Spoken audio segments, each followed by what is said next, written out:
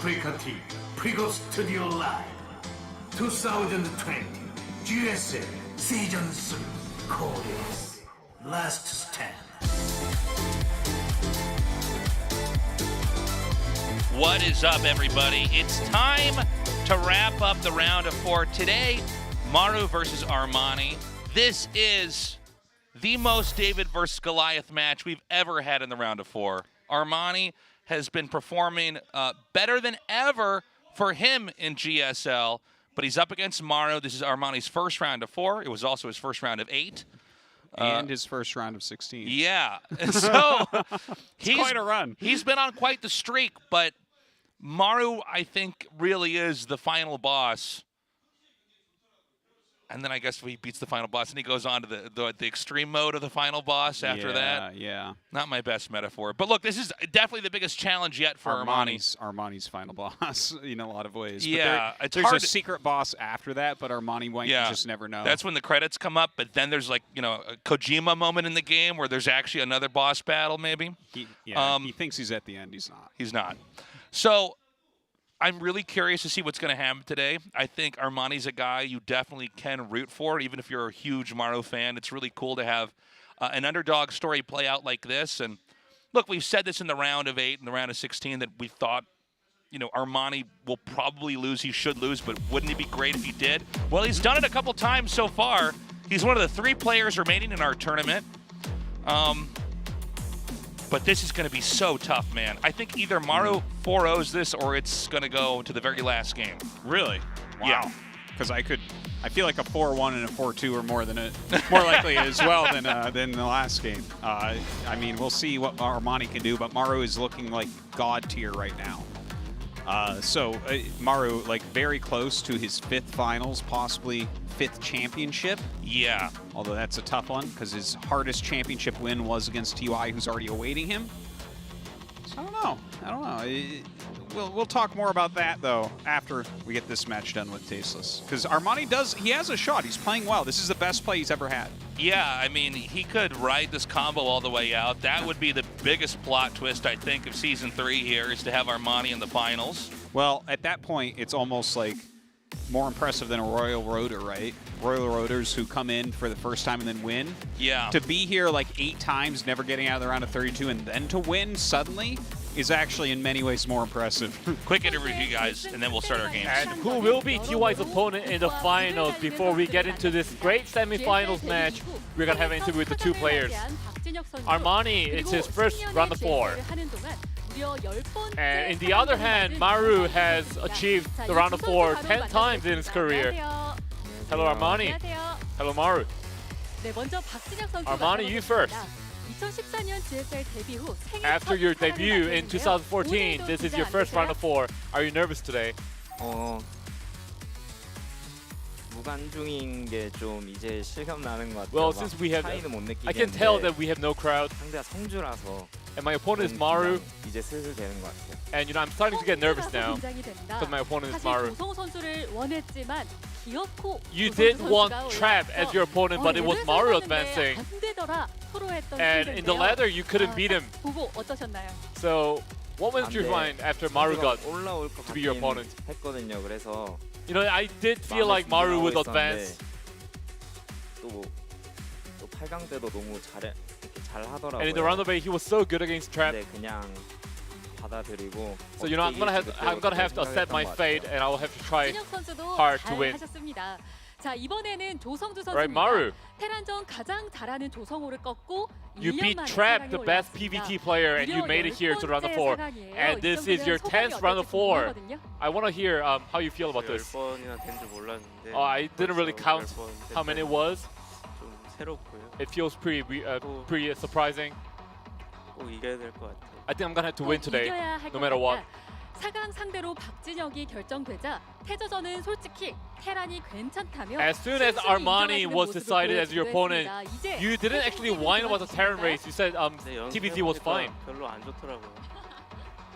다시 안 좋아요. So are you saying that Terran's not good in the TBZ? Yeah, it's not that good. 테란이 안 좋은 상황 속에서 과연 어떤 모습 So let's see how he 보여줄까요? performs when the Terran's 박진혁 not 선수 that 그동안 strong. 연습 상대를 보면 정말 인맥이 So Armani, 화려합니다. so far you had 이번에도 very 많은 good script 도움을 partners. 받으셨나요? This time around, did you have good 근데 script partners? 이번에는 좀 테란들이 성주한테 벌써 Well, this time, 붙었더라고요. 그래서 all the Terran players were 이렇게 on 이전처럼 Maru's 많이 side, 연습은 못 so I couldn't really 혼자서 practice like previously. 컴퓨터랑 준비하고 생각 많이 했던 것 같아요. So I did 그런데 컴퓨터가 make a lot of strategies, and I played with AI a lot. 보여주면서 연습을 도와주진 But the 않잖아요. AI doesn't really micro like Maru, right? 이번 Yeah, that's right. 상황이 좀 준비하면서 제일 힘들었던 So this round of 4 것 has to be 같아요. the most, 그리고 has to be the hardest one to prepare for.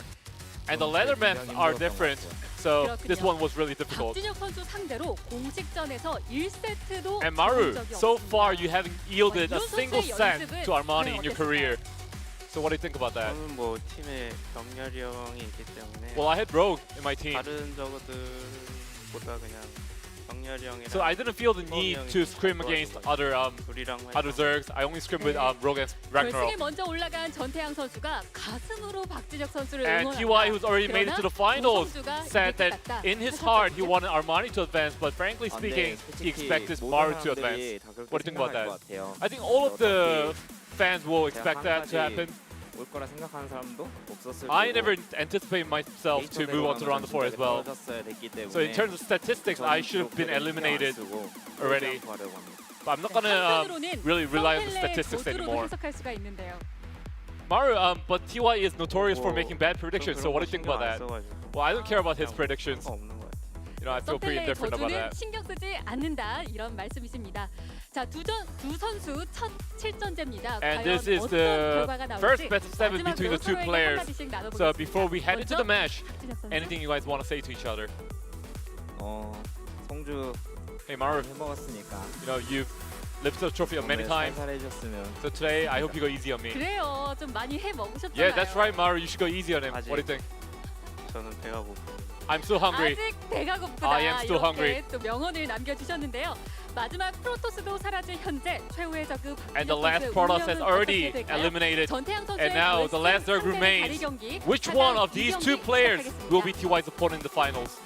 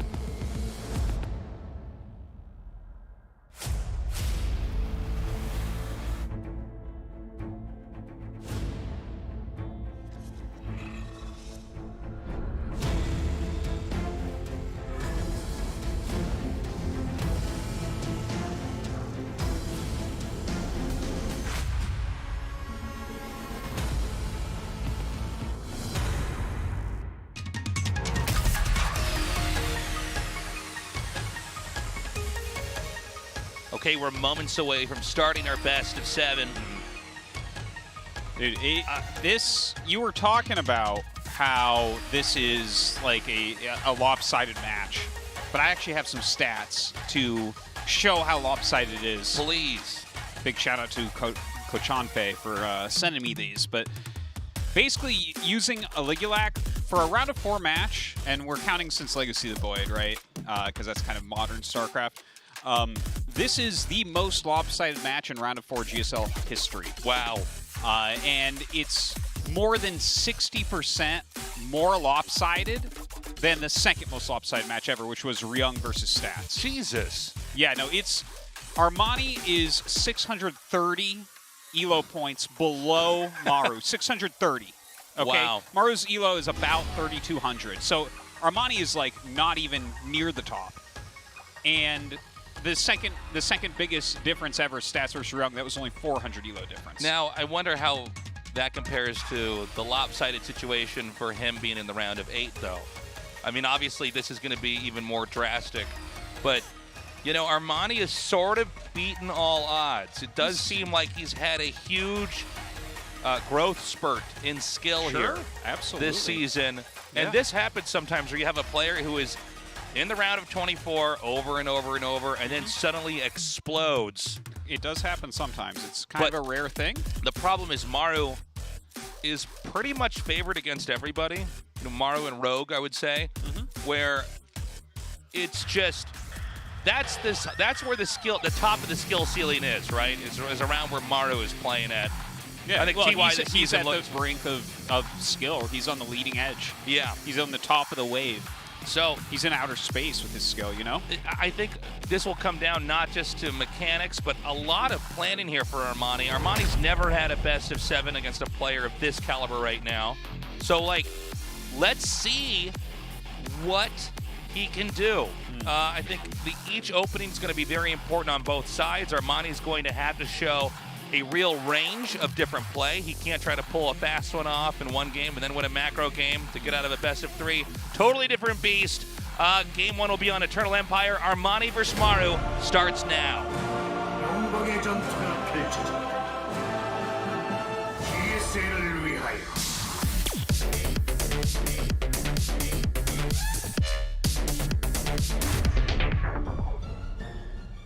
전투 지원이 들어왔다. 함께 있다. 우린 더욱 강하다.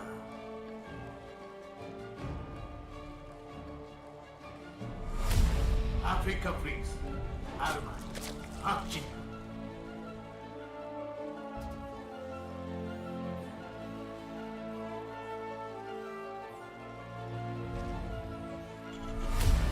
지니어 클리스 마루 조성주.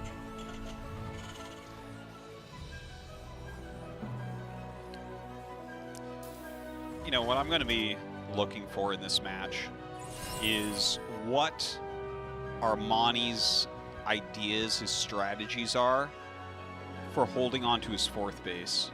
Because I think the game is going to get decided there every time where it doesn't get decided earlier. Like, I don't think we're going to have... Like, Maru kills everyone's 4th base. Pretty much.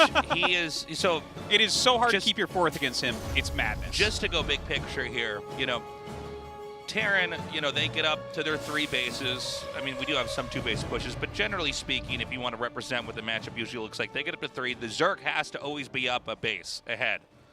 And in later games, you can get additional bases ahead, of course. But it does seem like the 4th base is always the moment where the buildup actually hits a boiling point. And I think you're completely correct in that, yeah, there's absolutely no way that most Zergs hold on to their 4th against him. Yeah. And,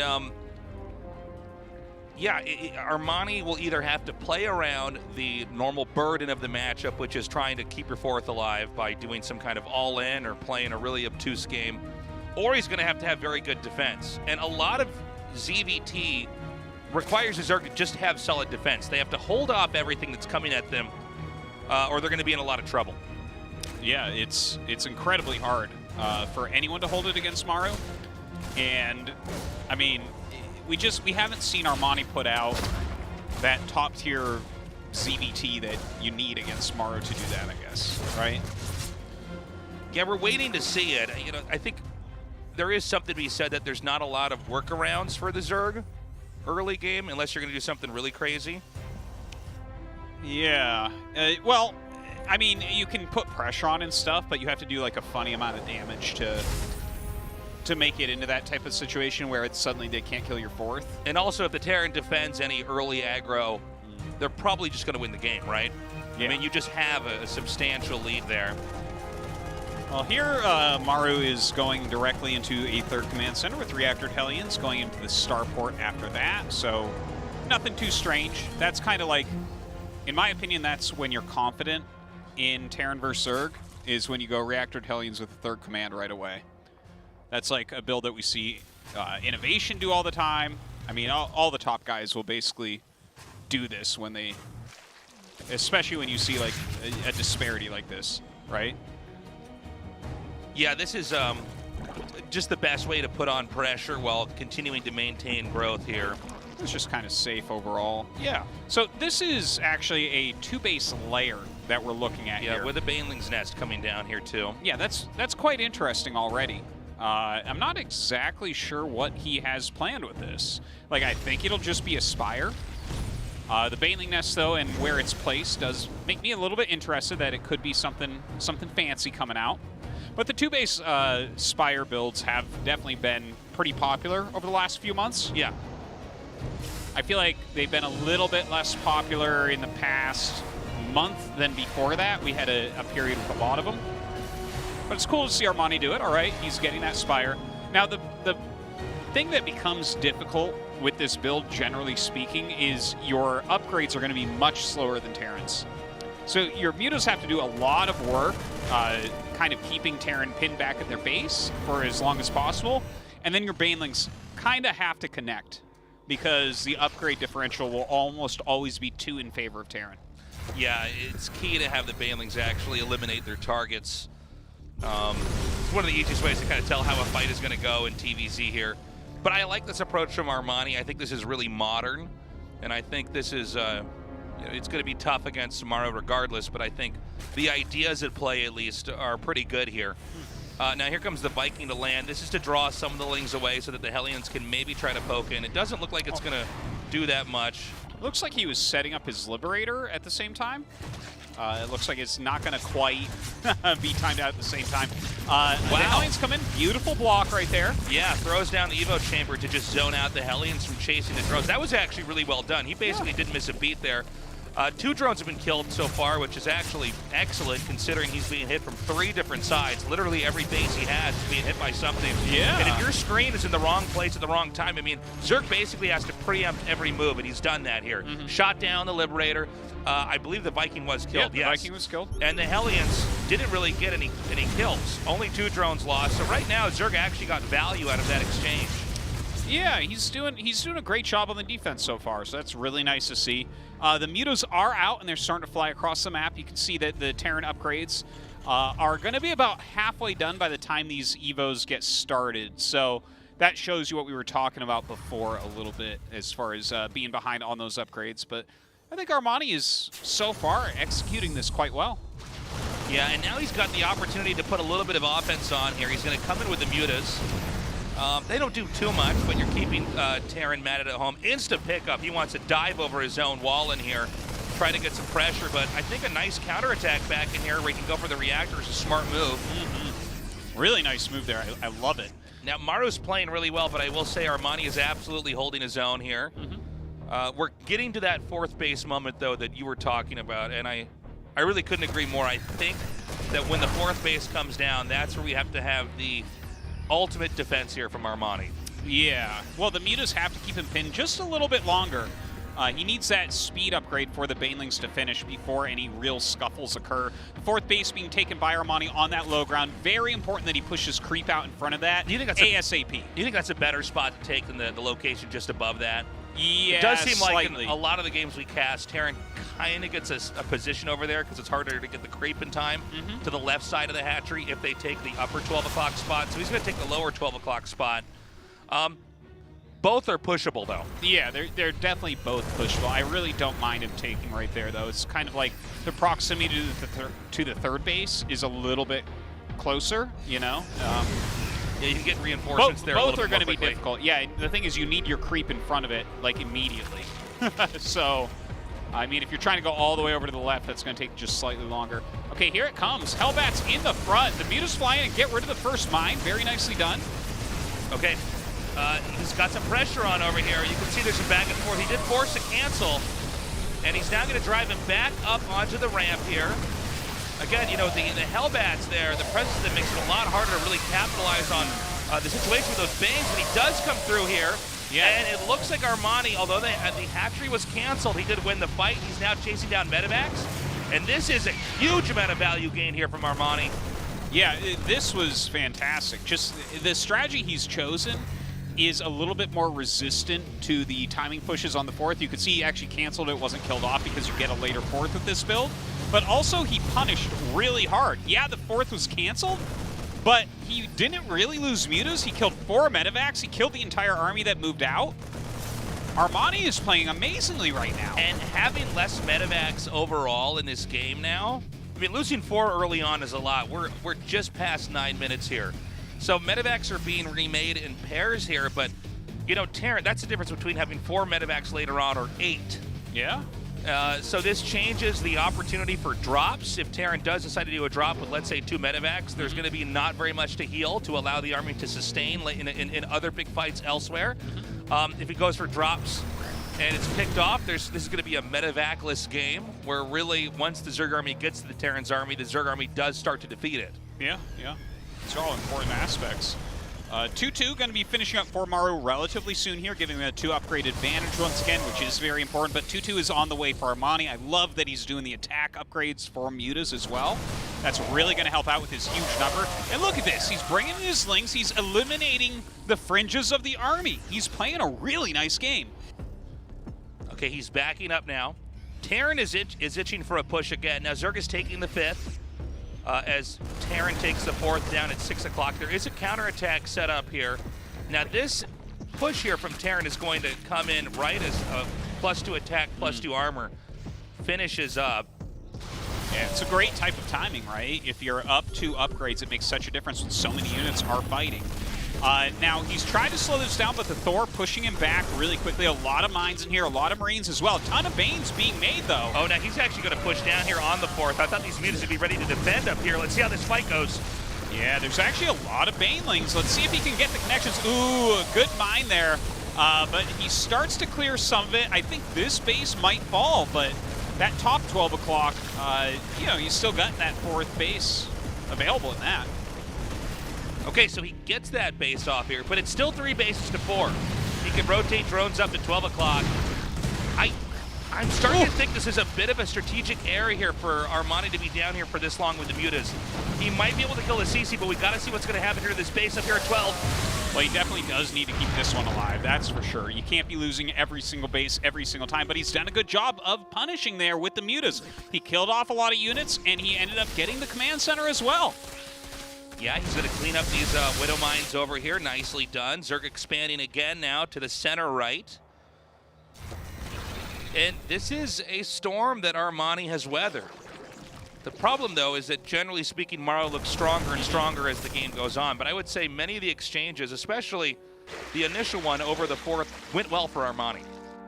Yeah, the first battle definitely did. The second one was a little bit tougher. It's unfortunate he was mining from that 4th, but it's gone now. He's got that 4th at 12. He's taking a 5th over on the right side of the map. So he's doing what he can to rebuild his economy, getting the hive. I love that he's getting burrow as well. That's definitely something you can do a lot of interesting tactics with Banelings. But I mean, Maru's staying strong too. Oh my God, those 2 mines, just brutal. Really damaging those Mutalisks. Now, a lot of them will be able to get away, but it's going to be a little bit before he can harass anywhere with that. That was a great move, though, to have those mines hidden behind the refinery. Just an awesome move there. Look at that, he's lost 17 units Yeah, it's an older trick in the game is to use they call this 2.5D, what this is. I mean, basically the fact that the structures stick up from the ground, you can put something behind it in a way, like a Widow Mine, and you won't see it with the naked eye. Yeah. Smart move. Now, beautifully done, no doubt. Armani now pulling back a bit. He has lost quite a few Mutalisks. This base, is he going to be able to hold on? He's rolling down with a lot of Ling Bane. Oh, good mine connections. Great splitting. A lot of those Marines not taking those Baneling hits, but I still think that Zerg actually wiped out enough. Terran has to back off for a little bit, but we're now at 3-3. Another push coming through here towards the 12 o'clock position. Yeah, Armani having a hard time keeping his supply up where it needs to be. Maybe he'll defend this base, but it looks like he's losing both of his 12 o'clock bases to hold it. Okay, very nicely done here by Maru. I think things are beginning to fall apart here for Armani. You can see his supply is now down to 150. It was even lower than that a second ago. Maru is maxed out, and this is really the machine that is Maru. His macro engine and his ability to push in so many different locations is just too many tasks to juggle for a Zerg like Armani. It does look that way right now. Armani, though, he's been putting up a beautiful game. GG. GG. That was like his early part of this game when he punished the push that made him cancel his fourth base. I think that was amazing. I think even strategically what he chose to do here was kind of a cool take on it, because I think he probably did identify that holding a fourth base against Maru with a more standard play is going to be very difficult. This one doesn't get hurt as much by the move Maru made, but the second push Maru made, the third push Maru made, so on and so forth, he just showed that overwhelming power. Yeah. Everdream for game 2. Now, I think Armani showed that he can hold his own against Maru, but he doesn't have an answer the longer the game goes on. That's my biggest concern here. What does Armani need to do differently? I don't know. Well, he played a great game. Yeah. It just, Maru's pretty good. Yeah. Game 2 has loaded up. Armani versus Maru continues on. 영광의 전투가 펼쳐진다. GSL을 위하여.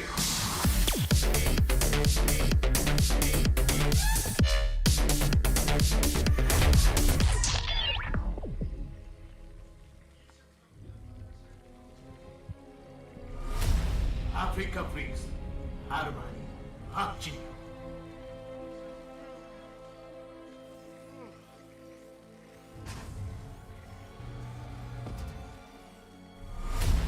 지니어 크리스 마루 조성주.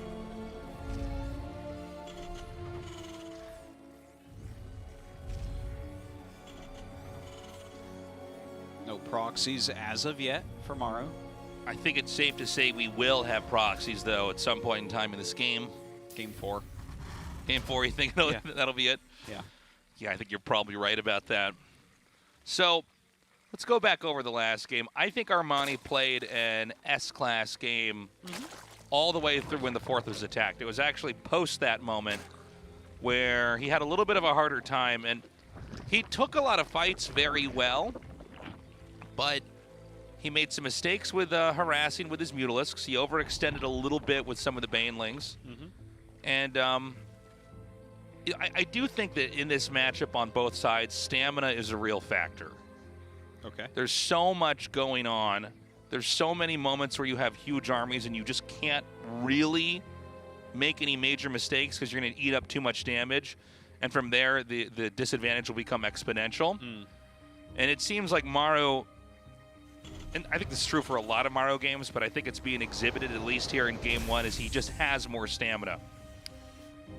He definitely keeps everything up at such a high level. Yeah. Like, the thing is, I think Armani honestly outplayed him in the early game. Yeah, I and agree. then Maru was just like, but I always play at this level.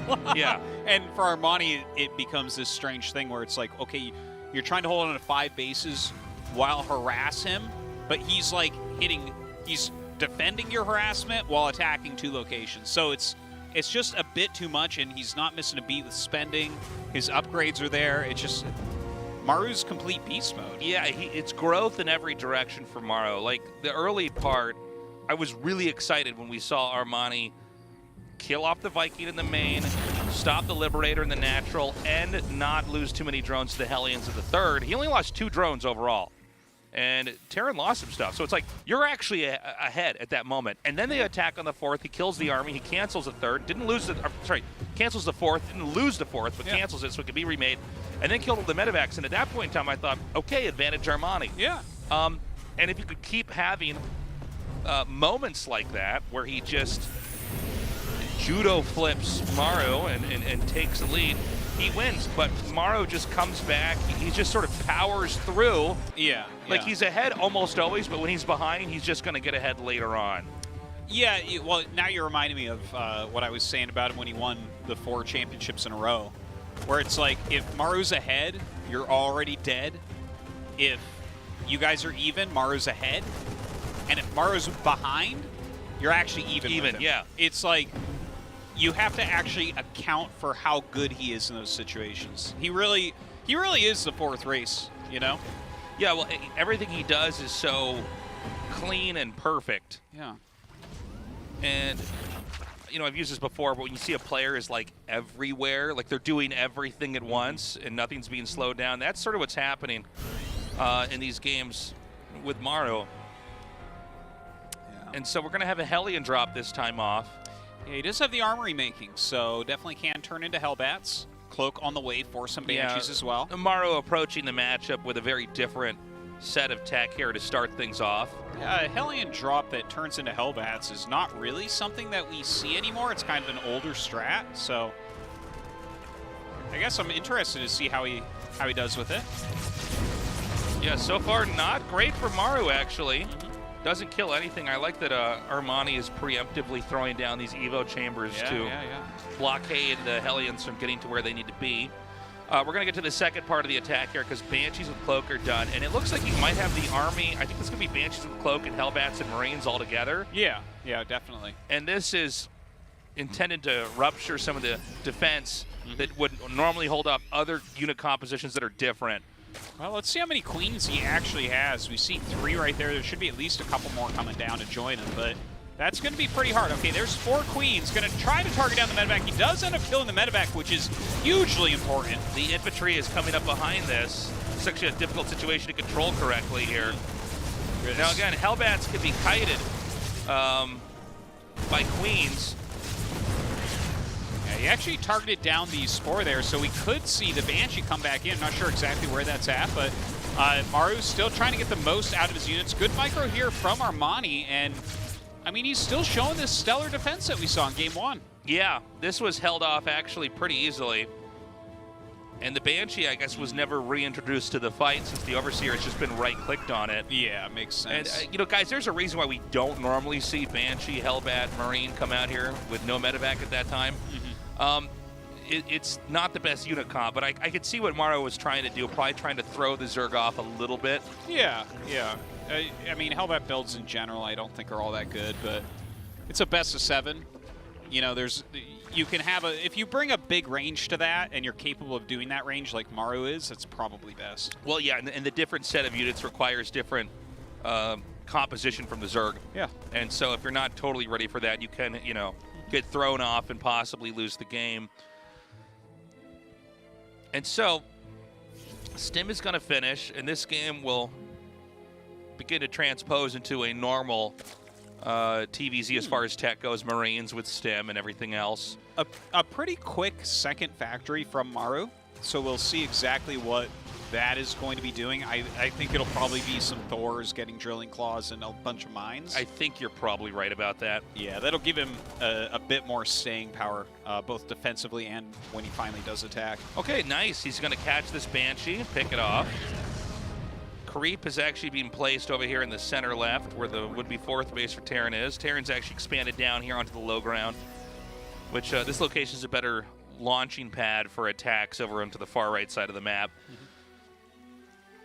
All right, the Muta's going to fly in and see what they can get done. It's not a whole lot. There's a great spread here from Maru, so hard to find any damage at the moment. It's interesting. Oh god, he queued up 2 upgrades in the Carapace one. Yeah, that happens sometimes. A little bit of a misclick, and suddenly he's going to be down an extra upgrade. Yeah, probably for the whole game. Yeah, that is game-changing.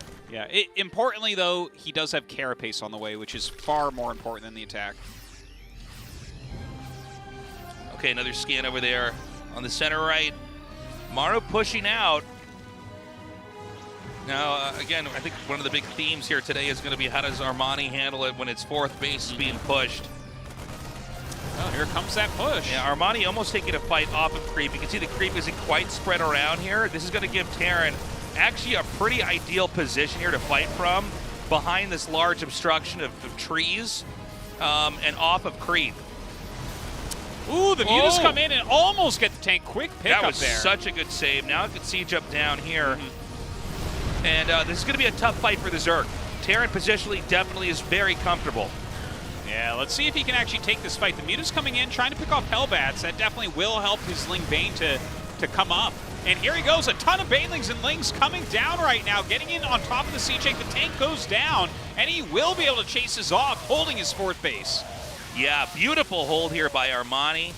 Actually chasing Maru all the way back here. Can he actually seesaw this into a possible fight he can take? There are some mines, but Well, It he got seems rid like of the there's- mines. Yeah, well, I think there was one that was there, but just got picked off. But yeah, there's just so much damage here. He Sick. counterattacked, won the fight Yeah. all the way back to the second. And those are the adjustments that we were talking about we needed to see from Armani. Much more robust play in game 2. In game 1, he held off, and I think he got a little bit too greedy. In game 2, counterattacked all the way back to where Maru's third base was, and there was nothing to defend. Now, let's not forget how that game started. That was a weird Hellbat push. The Hellion dropped to Hellbat push. That's where we have to reel it in. I'm as excited as you that he took a Yeah. map. But Maru's opening, that was probably the weakest opening we'll see today. Yeah. Hellbat openings are really not that good at the top pro level. So Yeah, it's and we saw it didn't really do anything. So that was a huge amount of his everything put into it. quick break, guys. When we come back, game 3.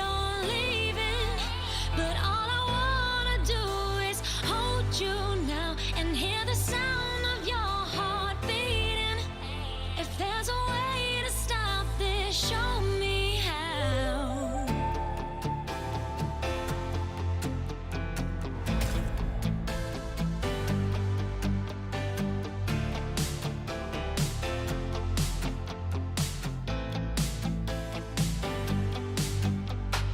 You, me, will never make it through if we go running this way. I see all that's to do is fix our own mistakes. I can't let you do this. I don't know if I'm ever gonna be the same. Oh boy, there's gotta be more to this. Just tell me that I'll hold you in my arms again.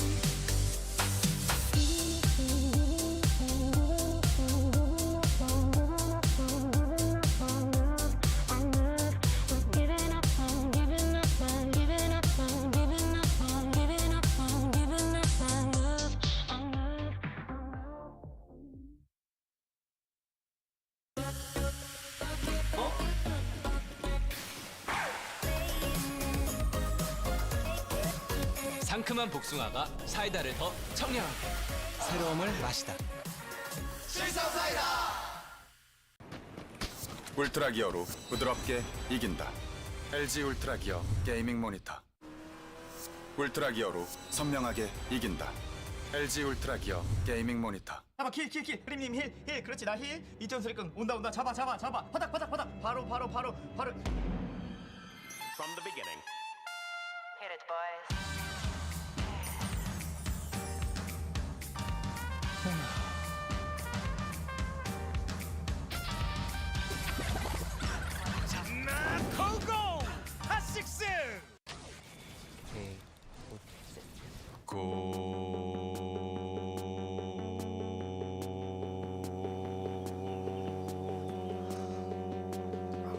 성능을 언제 어디서나 가볍게 즐기다.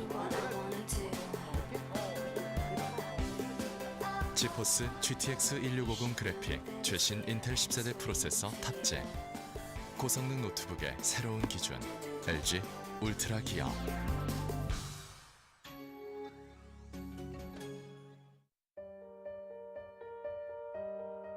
디자인하면서 가장 중요하게 생각했던 부분은 울트라 기어의 차별화된 브랜드 메시지를 잘 나타내는 것입니다. 신과 영웅들의 최강의 무기들을 검토하였습니다. 그중 니케의 승리의 날개를 모티브로 지금의 울트라 기어의 로고가 탄생하게 되었습니다. 울트라 기어의 이니셜인 U와 G를 비상하는 날개의 형상으로 레드 색상을 사용하여 강력한 에너지와 힘을 나타내었습니다. 울트라 기어는 최상의 퍼포먼스로 진정한 게임의 즐거움, 승리의 기쁨을 여러분께 선사할 것입니다.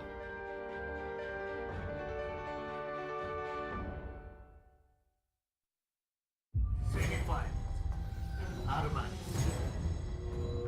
마루.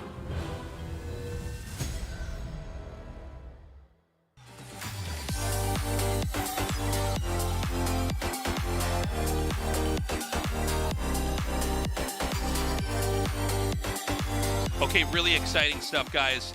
Maru bleeds at least once so far in this series, but as exciting it is that Armani won a game, that was a Hellbat opening. Yeah. We tend to not see those work. When you say he bleeds, it's one of those ones where you're given the gross handshake where you give each other your diseases. You know what I mean? Ew, yeah. I mean, it's... I'm curious if Maru just thought that build would cause Armani like a lot of confusion and maybe he'd be able to steal game 2 from him. I don't think we're going to have anything like that in the rest of the series. But yeah, I don't think there's any more Hellbat openers on the docket. Yeah. I don't think so. By the way, guys, we have an event going on here at our studio. Obviously, you guys cannot come down and watch the final live. Sorry, nobody can have fun like this right now with coronavirus. But you can send in your cheerful, send in a little image, a little design, a drawing, a photo, Photoshop, whatever. And if our staff picks it, it will be displayed on the day of the finals. Yeah, this is the last time we're going to be reminding you, so Yes. you got to do it pretty soon. The finals is coming right up. The finals, of course, we see there Sunday, November 1st. So Yes. it's not that far out. Not that far out. No. So definitely. In fact, that's like a week, right? No, well, a week from tomorrow. It's about a week. Yeah. Like 8 days. 8 days. So a baker's week. Yes. So yeah, definitely send in an image. We love it when you guys did that before. And now we're going to go to game 3 of this match. Now, what if Armani can take a game 3? That would be the most exciting thing ever. I think Maru possibly regretting opening with that style there. Well, yeah. Well, I think if he wins game 2, the series is basically over. If you beat him with a Hellbat, you know, Right, yeah. a Hellbat opener, and it's like probably the weakest thing you're going to use that day, you're probably pretty good. And that was Armani's #1 map pick, so you may as well, if you're going to do something like that, it's a good throwaway for that map, right? Sure, yeah. We're going to go to Submarine for game number 3, and that's loaded up now. Right now, Armani versus Maru tied up 1-1 in this best of 7. Let's go. 영광의 전투가 펼쳐진다. GSL을 위하여.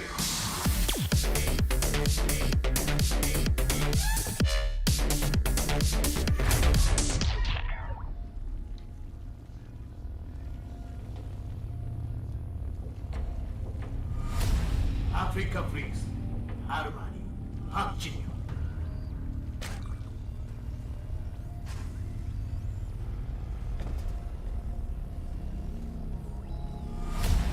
지니어 클린스 마루 조성주. Ooh. Look at Armani's build. I really like this. All right, I'm down. Gas into spawning pool.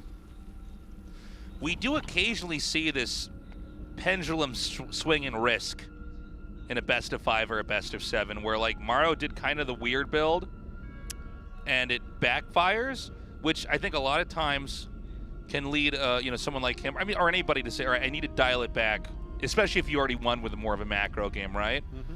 And I think Armani is saying, all right, well, maybe I can try to open up a little bit differently here. Okay. Maybe there's opportunity for creativity on my side. What do you think? Yeah, and it could be something like that. Like maybe it's going to be, well, if it is one of these things where you try to run the Lings around, it's not going to work because an SCV is scouting. So that's something Maru's been pretty on top of. But it also could be an anti-proxy barracks build, right, to just get your pool first. But like I said, Maru will probably do his proxy racks in game 4. This is game 3. So Armani might be misreading the situation. So the SCV's come out here and scouted now. Yeah, so now he knows, you know, pool first, you got to defend a little bit here. Yeah.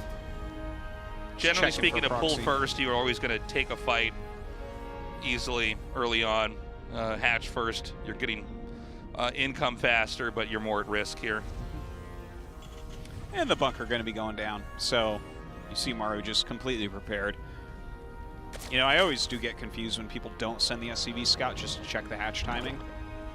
Well, you're It's like- opening yourself up to a lot of risk. Yeah. So, you know, whenever you send a worker out, you're going to lose a little bit of money for mining, but you're going to confirm a lot of things. And there's a lot of players that will just, I mean, it happens fairly often in GSL, but somebody just will blind counter a pretty common opening and steal a win. Yeah, absolutely. And you have to basically be able to do that, and StarCraft best of 5 or best of 7 especially, there is a bit of a poker game that goes on with different build orders. Right now the Reaper getting in, getting a quality scout off. He sees, okay, well, speed, no layer. Good info. And here comes that third hatchery now.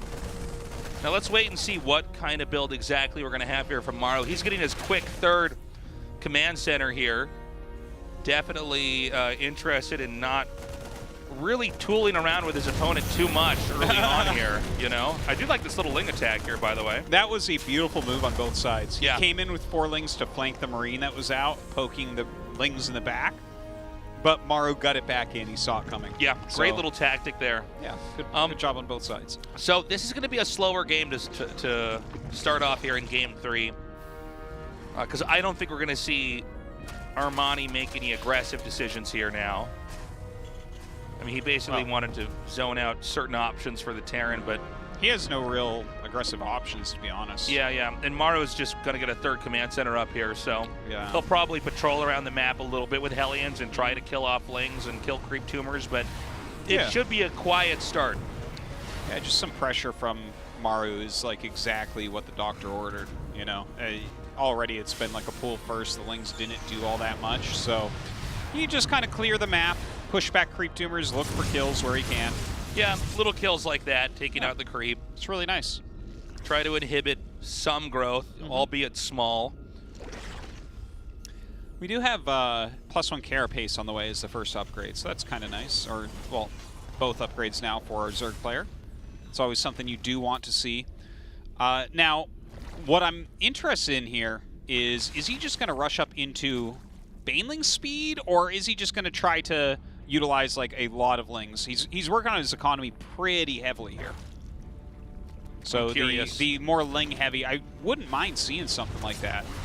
It could work for sure. Yeah, it can do pretty well against the first push, and then maybe the second push. You definitely need to be thinking about Baneling speed by then. But I think it's hard to sustain long term. Like, you have to get into Ultra from here if you're skipping the mutas and everything. So for now, the Hellions are just going to stay out here. I think so far, though, you know, Armani's done a pretty good job with the creep spread here. Yeah, he's doing all right. There's that Baneling's nest coming down. Armani's still continuing to drone up on his side of the map. We have a few modest poke-ins here from Maru. Maru just trying to get any damage he can. Armani with a good pull away, not going to lose any drones here. And, you know, if you're fast enough, the Liberator doesn't get that many opportunities to come in there and do damage. If you hold it off correctly, the Liberator does nothing. Here we are, Armani again. Whoops, looks like he's going to lose 2 drones. Ooh, yeah, 3 drones. Not too bad. Looks like Maru is starting to get a bit done, right? Like, removing those central creep tumors, very important. Armani going to relay before the creep recedes too much. And you can see the rotation of decisions that are made here by Maru is just enough to keep the Zerg off. Now, I think we had 4 drones killed back there, and other than that, Armani's done a perfectly good job of holding it off. But, you know, it's a thing where the Liberator edges in. Maru picks the perfect position to make it difficult for the Liberator to be killed, but also it's enough locations where the drones can be picked off. And at the same time, they'll come in with the Hellions like we're seeing here and try to hit creep tumors. And it's like this little jousting match just outside the Zerg space that Maru's playing here. This little dogfight with the units that's keeping Armani from actually having optimal creep spread, which may lend itself to a really strong push from the Terran later on. Absolutely. There's so many games where we see the Terran is just, the feet of the Marines and the wheels of the tank are just off a creep. Yeah. And it's hard for the Zerg to chase through that. Well, he really has delayed the creep so much, and the creep is extra important when you're on just Sling Bane, because it's all about how quickly you can get on top of that Terran army. Okay, so it looks like a little counterattack here. He does have the 1-1 upgrades done, so he can trade reasonably well. Bringing in his Banelings, doesn't have that speed upgrade, but has enough units overall. I think the counter there was all right, and he saved his 4th base, so that's kind of the important thing at the moment. But his creep spread has really been halted, right? It's kind of far away from where he needs it for the next push. Okay, Baneling's coming out here, shooing away these Marines. There is a setup for a counterattack over here in the very upper right. We're going to get a shot of that now. Those links coming down here. Is Armani going to be ready for this push? Now, Armani's taking a 4th and a 5th here.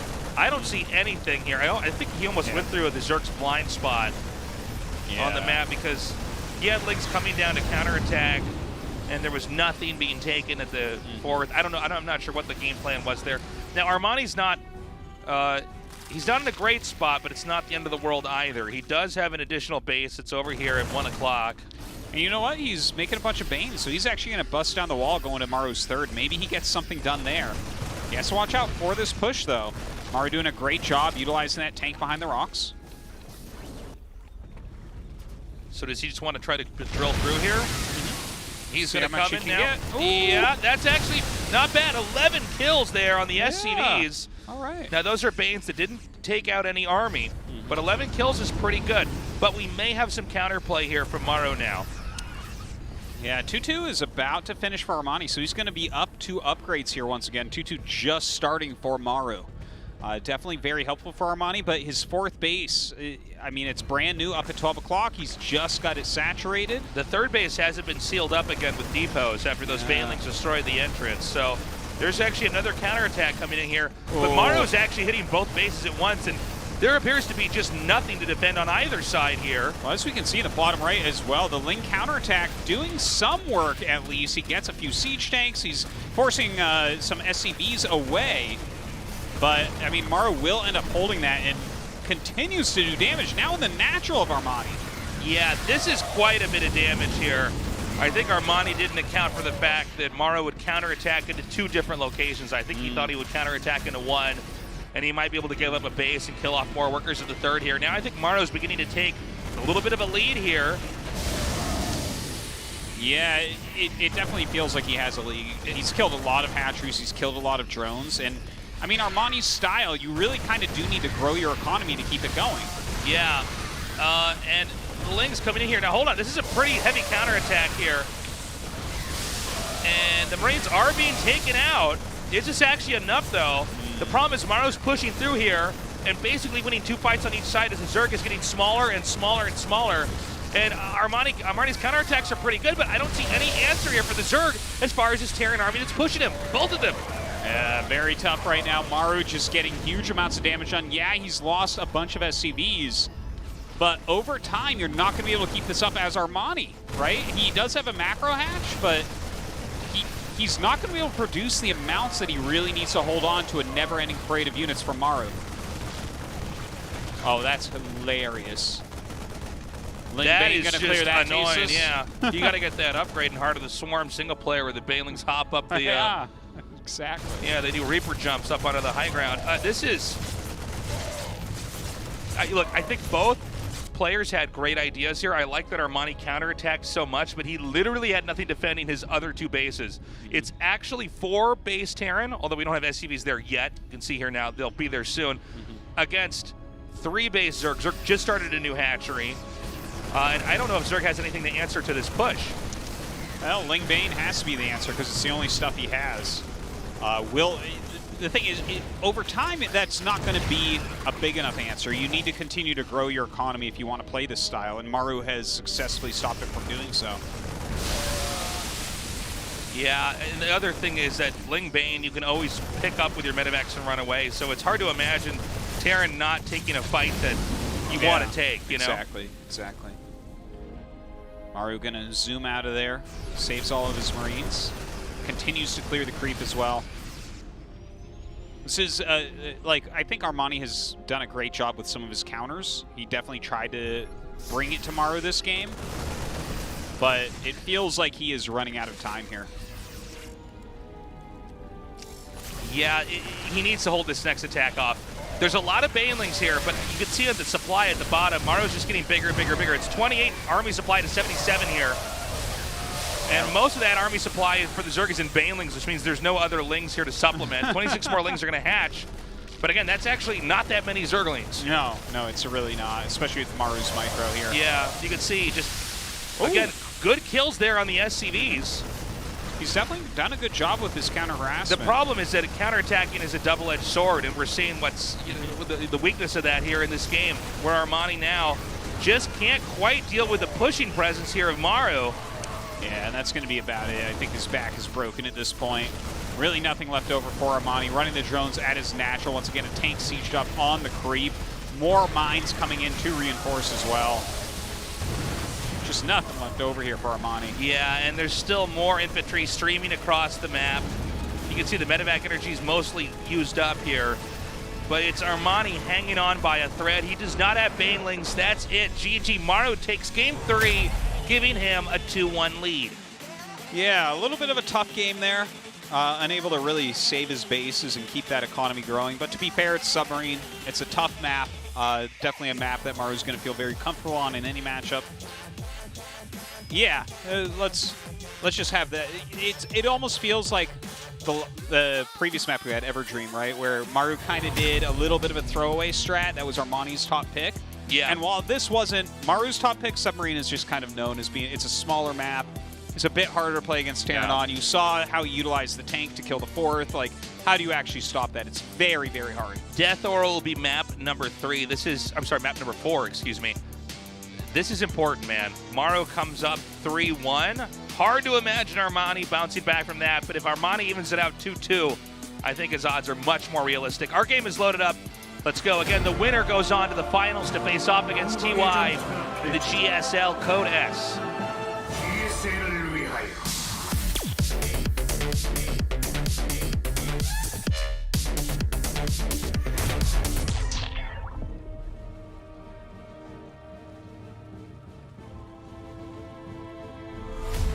아프리카 프릭스, 아르마니, 박진영.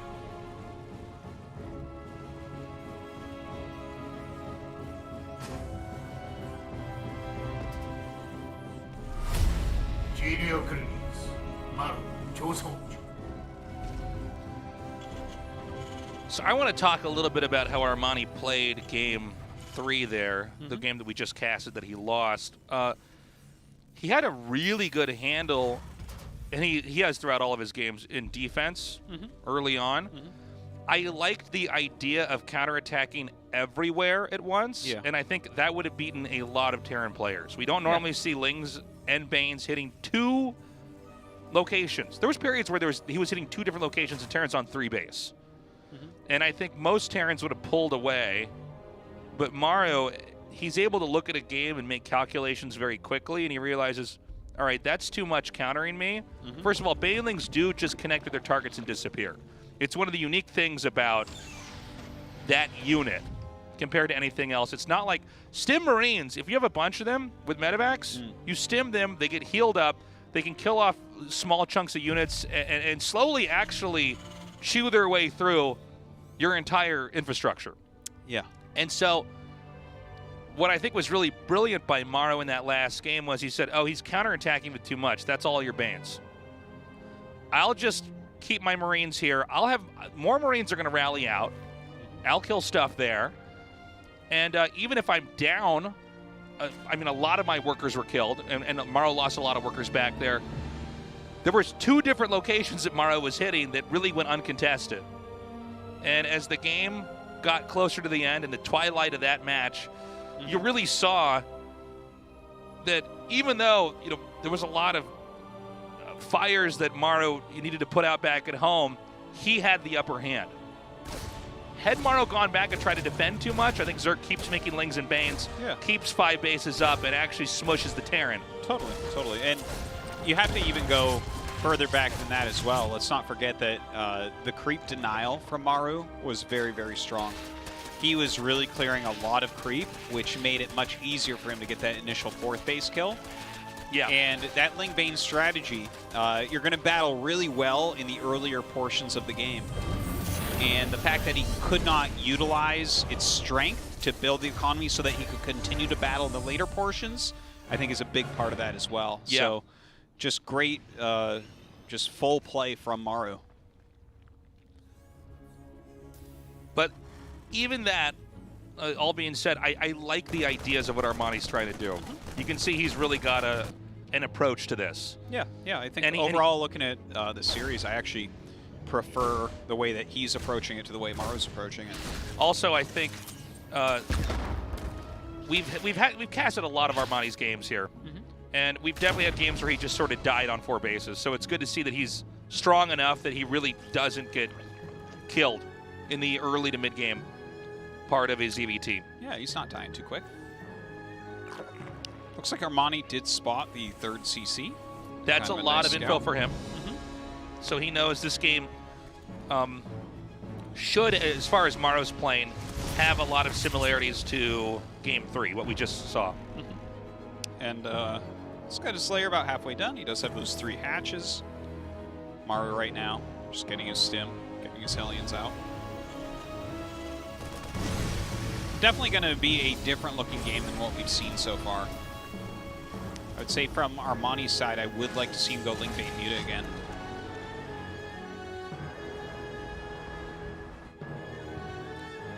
Yeah, I think that's what we're going to need to have here.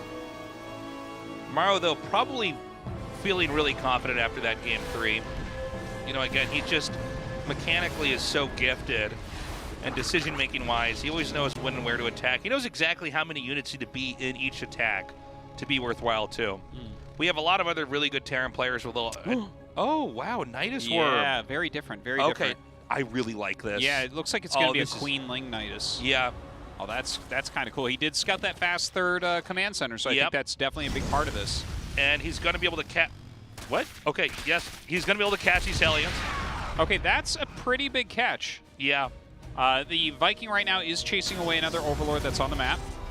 Okay, throws down a bunker, so he's kind of feeling something's up. So he wants to get the Nidus out here. Okay, he does trap the Hellions on the outside here.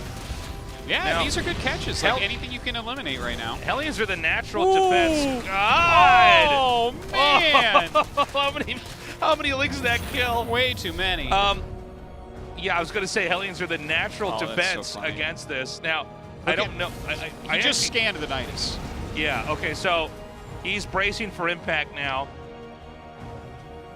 Where does it? Is it right there? Is that where it wants to come in? Well, he's actually got a Viking patrolling the north of his space, too. It feels like there's nowhere to put the Nidus right now. It's just, it's been found out. Maybe you put down 2 evolution chambers and try. That's cute. He throws it down over here. He's going to hit the front. There's 2 bunkers over here. Hellbats are ready. It's actually one of the moments where Hellbats are really good. Yeah, I guess so. Is right here in this Nidus. Look at this. He's going to deny it. Yeah, I think he's actually shut down the rush. Man. And I thought the ideas were cool. Oh, that's not going to do it. But yeah, there's no way that's going to do it, Tasteless. Unless it's nothing but Roaches and Ravagers popping out of that, which it's my not. God. Artosis. Let's just Broodlords and take out that tank on the high ground. That tank alone is going to hold this push. Yeah. Well, I think this is going to be... You got to put another one in the main right now. Yeah, he needs to do double. But I think he actually lost his Overseer. So look at how he's just throwing down depots here. Yeah, anything. He's just putting material on the map to interfere with the progress of this attack. And it's very easy for these tanks to shell this from here. The Hellbats are keeping the Queens, or they were keeping the Queens out of range, but he's going to unsiege so fast. Oh my God, just the pull depots away. are causing so many issues here. Yeah. Okay, wait, he got another one up in the main base. Oh, I didn't behind catch the minerals. Yeah, this isn't going to work. No, suddenly it's not at all. Hellbats are the best unit in the game to hold this off. Wow. Well, this was brutal. GG Maru crushing the Nidus all in from Armani. Armani, you know, he looks stressed the other games, and that after that game he's kind of smiling, half embarrassed. Well, builds like that are going to make you look like a genius or a fool. They're very binary, right? You kill them or you don't kill them, and the game ends either way. I will say I think that's a good decision by him. I like the idea. I wouldn't regret that at all as him. I think it's fine. He scouted the 3rd CC. Why not? By the way, Maru, talk about a guy who knows how to hold that. Yeah. Don't ever try that against Maru again. I love the extra depots put out in the front. I love the fact that he knew immediately to switch into his Hellbats and just sit in front of the Nidus. Higher DPS. He knows what he's up to. Well, also you're going to spawn next to the Hellbat, where normally everything could just run away from the Lings anyways. Yeah, yeah. Short break. We come back the next game with Armani versus Maru.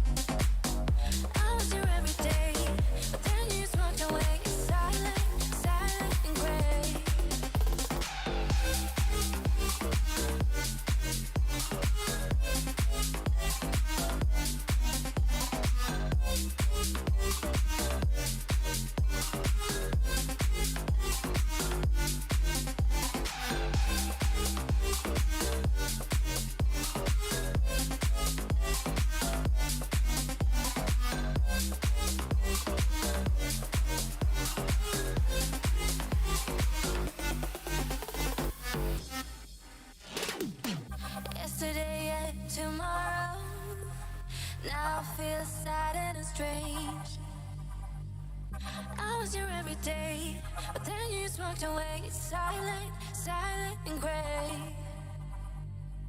Yesterday and tomorrow, now I feel sad and strange. I was your everyday, but then you just walked away. Silent, silent and gray.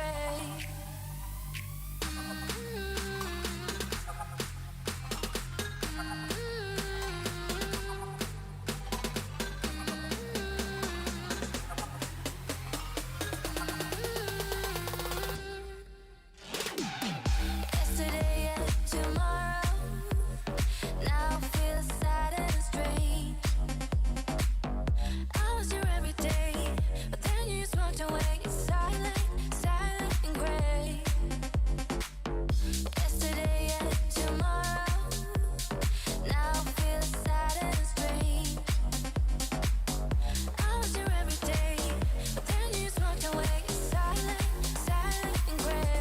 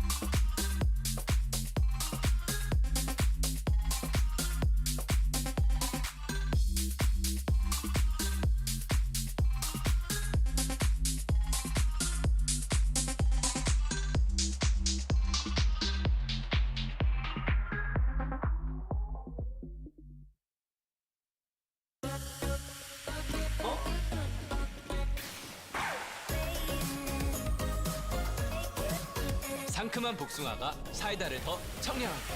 새로움을 마시다. 울트라 기어로 부드럽게 이긴다. LG 울트라 기어 게이밍 모니터. 울트라 기어로 선명하게 이긴다.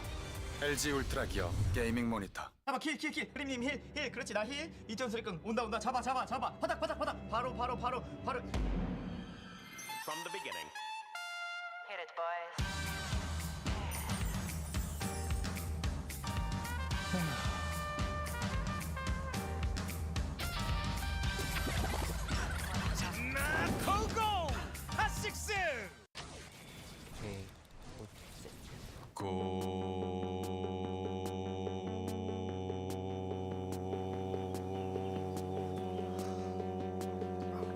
성능을 언제 어디서나 가볍게 즐기다. 지포스 GTX 1650 그래픽 최신 인텔 10세대 프로세서 탑재. 고성능 노트북의 새로운 기준 LG 울트라 기어.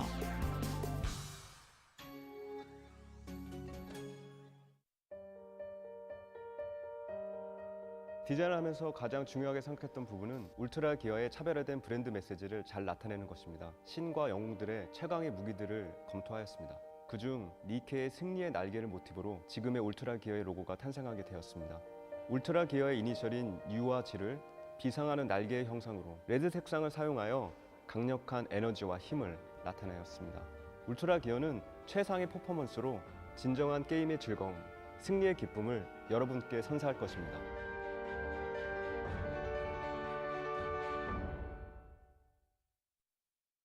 세미파이널 아르마니 마루.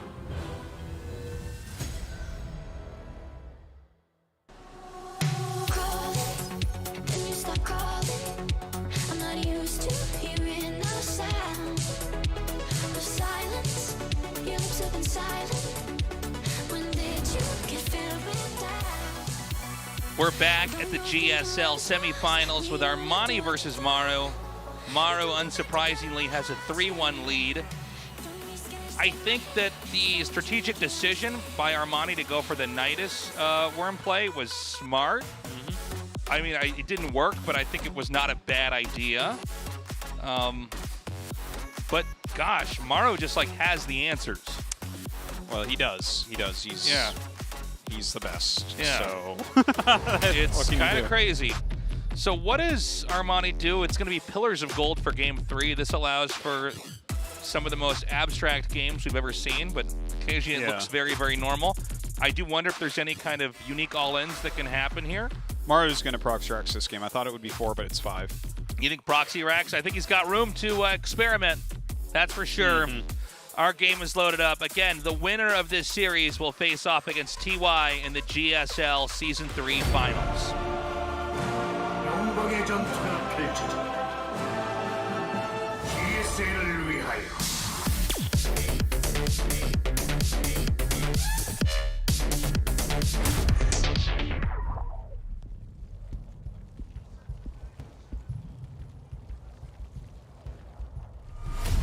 아프리카 프린스 아르마니 박진영.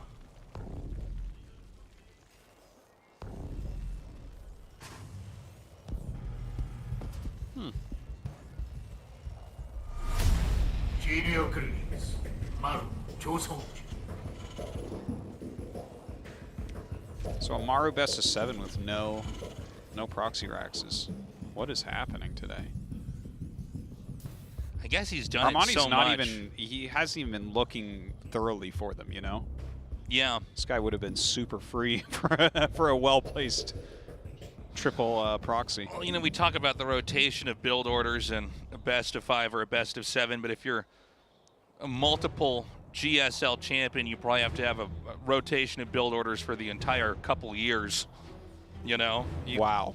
That's a statement. It's true. You got to have build orders planned out for years at a time. Well, basically, you need to, you know, okay, I have proxied in so many tournaments, let's not do it this time. We can reintroduce this later on. It's making the caster meta a little bit harder. Wow. I thought for sure we'd have proxies for how many times we've casted him, but yeah, man, I mean, look, if all of your games are constantly out and are constantly studied, you can't really be that repetitive in your decisions, and it shouldn't be, at least. In this game, no proxy at all, no aggression at all either. No. All right. I mean, it feels like Maru can do just about anything and be all right in this matchup, so I'm down with whatever he does have planned. Is it just going to be third command with the factory? I mean, that's what we've been seeing a lot from him. If I had to guess, I would say yeah. Yeah, I think so. Trying to guess what Armani's going to do is a lot harder. Yeah. I'm not sure what he's supposed to fix. I think he can try to play a more standard game. Again, I do appreciate the Nidus play. I don't think he'll do it again, but no, you never know. Even if he had it planned again, I think he might change his mind based on how well Maru dealt with that.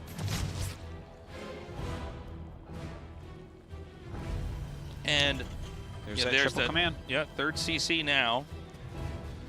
You know, look, I think Armani, his strongest suit today has really been his ability to handle the mid game against a player as good as Maru. I think he just has to figure out, once he's survived the mid game, and maybe this is where he goes back to the lab after this season at GSL, is, look, he can survive the mid game against even Maru, and a lot of times even come out on top. But sometimes it's one of those moments where you're finally able to stick your head above water. He doesn't know what to do next. Yeah. And I think he's got some interesting ideas, like way more counterattacks. That's a cool idea, but you can see Maru had the calculus of that down perfectly. And I don't know. I mean, I guess try to have healthier, stronger late game. I mean, this is what Rogue really does, right? Well, these are these are all like valid questions and ideas and stuff, but when you think about it, this is the hardest opponent Armani could get. Oh yeah. It is the hardest opponent that he could get. It's like the ultimate Terran vs. Zerg player, and maybe even the ultimate player, right? So it's like, yeah, there's definitely things he can take away, but honestly, his play looks like if he gets a round of 8 in the next season, I'm not going to be surprised. You know, we have Super Tournament 2 coming up. I expect him to qualify for it. Oh, sure, yeah. Absolutely expect it, like, based on the quality of his play. Yeah, I don't think that there's, you know, there'll be 2 seeds, TY and probably Maru. And then there'll be 14 spots. And it's like, well, yeah, Armani, are there 14 people in Korea better than Armani right now? I don't think so. Based on how he's played in the tournament, I think he's up there. I am hopeful he can win this game. Well, it would be nice to actually see this become close, you know? A lot of Hellions out right now.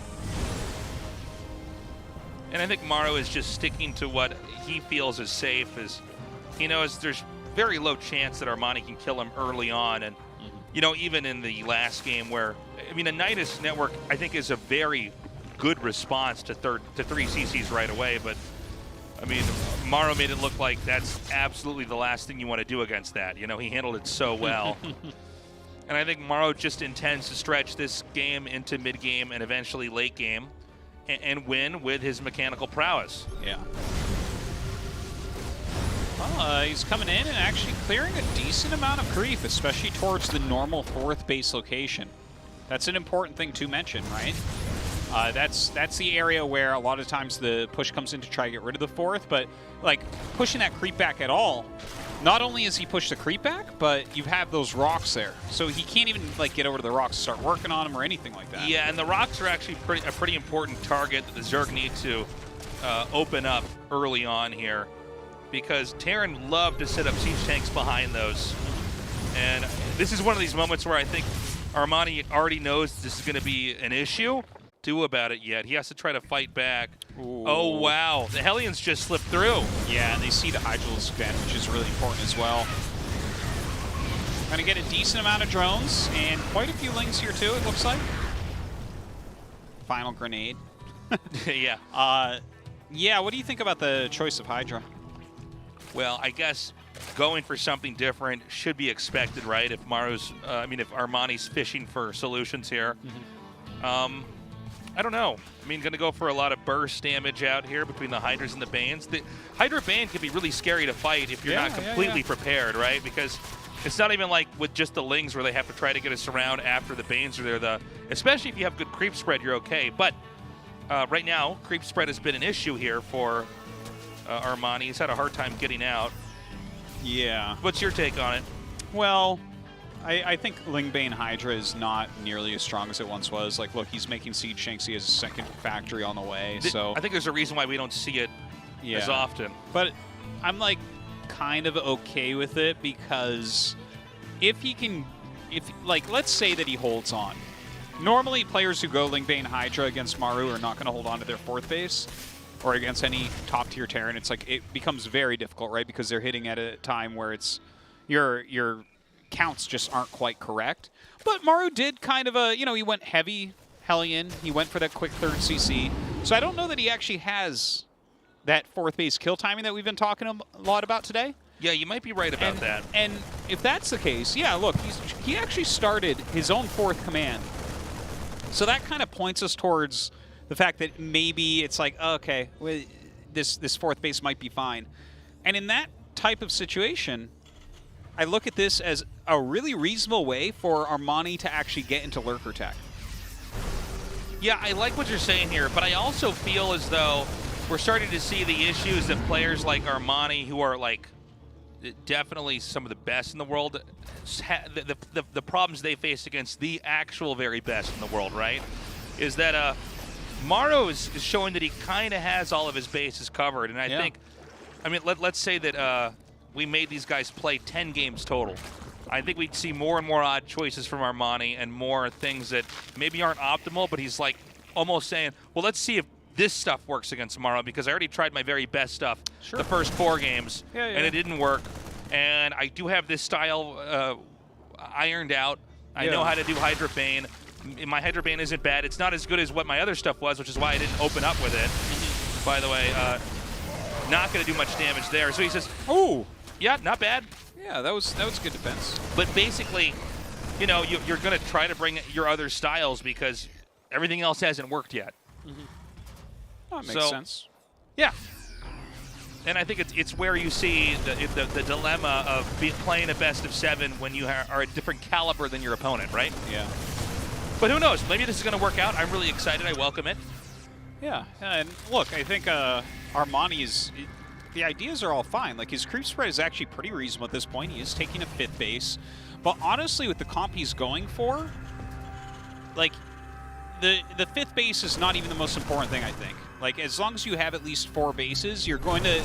This type of composition where he's going to get into fight for Lurker, you can actually get pretty cost-efficient with. Yeah. Right? So it doesn't become as much about having more economy than your opponent. It's kind of like keeping your key units alive and utilizing them correctly. Hey, that was good. Now see, taking a fight like that is perfect. And the damage comes out really fast with Hydra Bane. And it's also great because you know, you can actually snipe the medevacs before they get away. Yeah. A lot of times if they're not ready. So look at this army movement. Okay, he's going over to the 5th base. I think what you do here, if Armani goes up, pretends he's going to hold it, and then turns around and lets it die, I think that's perfect.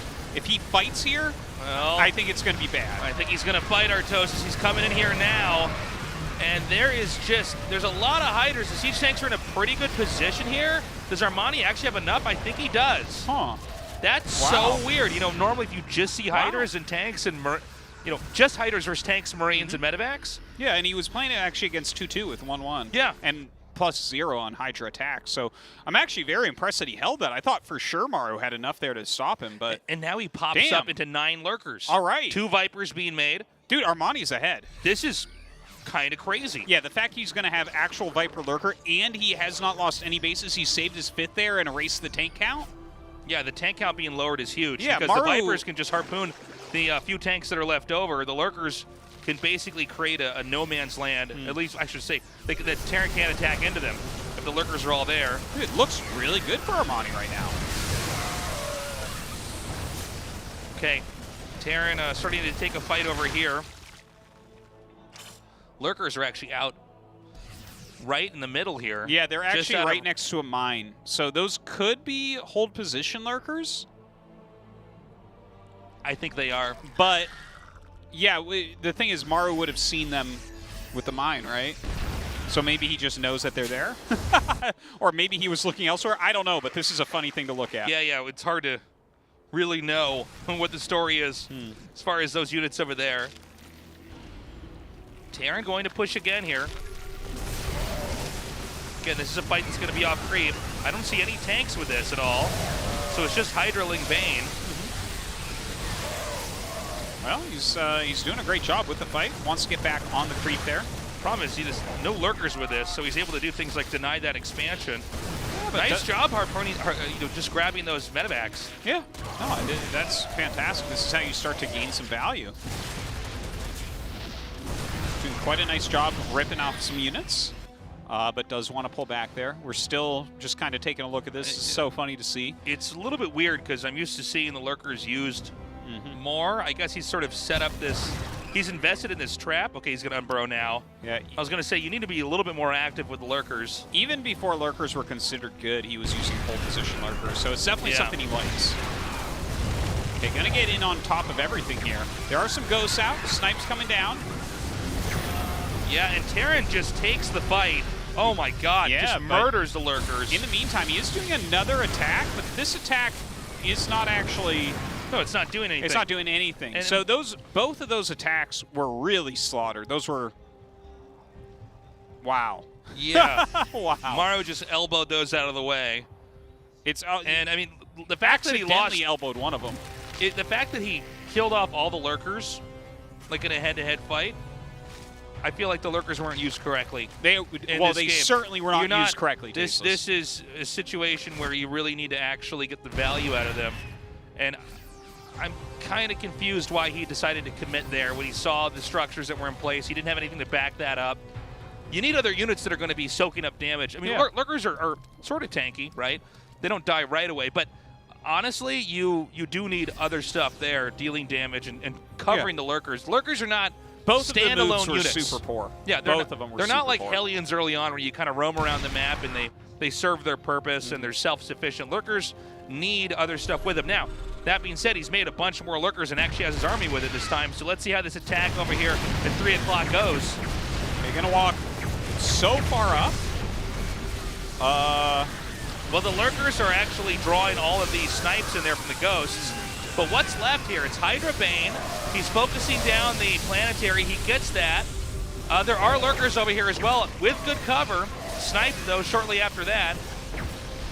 And, you know, one of the problems with Hydras in general in ZVT is they're not good at retreating, especially off of creep. Yeah, they certainly are not. That attack, Tasteless, was, again, I think, pretty poor, to be honest. Yeah. He killed the base in 16 SCVs, but I don't think that actually is as impactful as what he lost. Well, also the counterplay from Terran. He just pushes back, takes out a hatchery. He's going to go take out the one in the bottom right that we're seeing right over here. This is a kill or a cancel. You know, I think he thinks that lurkers are just big banelings. Well, the way he's using them, he's like, yeah, these go one way. These don't come back to the base. Not just that, but it's almost like, okay, all the lurkers are doing is drawing out snipes from the ghosts. It's not, doesn't and sound it's like, very that's efficient. That's not efficient, you know? You're going to spend all that money on lurkers that are just going to go into he's making a very abilities from the ghost. He's basically making the most cost-efficient unit set that you can have, Hydra, Viper, Lurker, and then using it like it's Ling Bane. Yeah, he's actually charging in there with lurkers and trying to bro right in front of everything. Yeah. Runs by everything, because if they explode, they'll still do their damage. I'm like, no, they don't! They actually don't! You can't just right-click them past everything and kill everything. Okay, so we're in the phase of the game where Terran's going to throw down a lot of command centers. Zerg has been controlled pretty well. Now, that being said, Zerg's actually still got a lot of bases. There's still room for growth, but we are in the phase of the game where the upper left and the bottom right, as far as expansions and map presence go, are going to be very important. Okay, here we go. Going to attack in as siege is coming up. Now watch the ghost here. Let me see if what I'm saying is correct. All right, he burrows him a bit quicker. Yeah, an attack over here. And here these ones go. Going to run up past everything. Now these are not, oh, I love the blinding clouds there. Really nicely done. Really nice. Now, that I think was an attack that was handled pretty well. Here come the snipes. Well, I just don't understand why he keeps making giant lurker armies and suiciding them. Look at how many SCVs get away here. How funny is that? Yeah, he backs up. And I think we're seeing one of the reasons why this isn't the way that all Zergs are playing. Maru is not having a super easy time about it, but I would say as far as value goes, it does seem like there's quite a lot that Zerg is bleeding off in each attack. He might end up winning with it. He could, yeah. It is definitely a possibility. Well, he's now reclaimed the bottom right. Both of these bases are now with hatcheries there. And here's the thing, too, right? Like, I mean, I'm being awfully critical of the way that he's utilizing his army. But at the end of the day, I mean, this is a tournament, and if it ends up winning, well, that's what truly actually matters. The thing is, the way he's playing it, I feel like, let's say he eliminates Maru playing like this, TY is going to absolutely not lose to it, you know? this type of lurker style. But yeah, it is a handful right now for Maru. I think the Zerg is going to be trading inefficiently, but if he can keep Terran Lone up on bases, I think he's basically done his job. We have Banes coming through here now, actually trying to connect on some of these ghosts. He forces a lift. Okay, as far as resources go, where is the Terran at? I think that 12 o'clock is going to be the base that he'll mine out last. But yeah, even though this is inefficient in some ways by the Zerg, honestly, there is not very much that Terran's mining with. No, there's not. And if he just keeps Terran off of bases... I just want to see a chart on cost efficiency here. Okay, Terran's going to try to come down here again and reclaim this. We're going to see already the Zerg army is rotating up here to try to take a fight. One thing about after you kill the first planetary, it's usually replaced by orbitals, which are much easier to kill. Yeah, for sure. Well, they can lift off, though, too. So, in that way, yeah, but maybe I mean, you save them against Banes. Hydra Bane, though. I mean, Hydra's going to absolutely pick him off. I like this by Maru. He actually might just get a free hatchery here. Yeah, it looks like it. 4 Marauders and 2 Marines is definitely worth one of these bases in a game like this, just as you can see drones are transferred there. Does clear that up. Little link counterattack going down towards the main. Goes after that command center that's been not building for a really long time. Lurkers are actually going to come up over here. This does not seem like a good idea for the Zerg. That blinding cloud, though, beautiful. Nice. Yeah, this is just too little too late over here. Hydras and Bane slept in on that attack, Artosis. Yeah, yeah. Running up and burrowing those lurkers didn't work out for him. Not quite.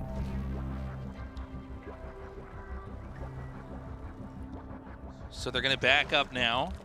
Again, Zerg is still mining from a lot of locations. There's a lot of resources here, even though we're seeing lots of lurkers killed off in every attack, and that's a pretty heavy investment for the Zerg.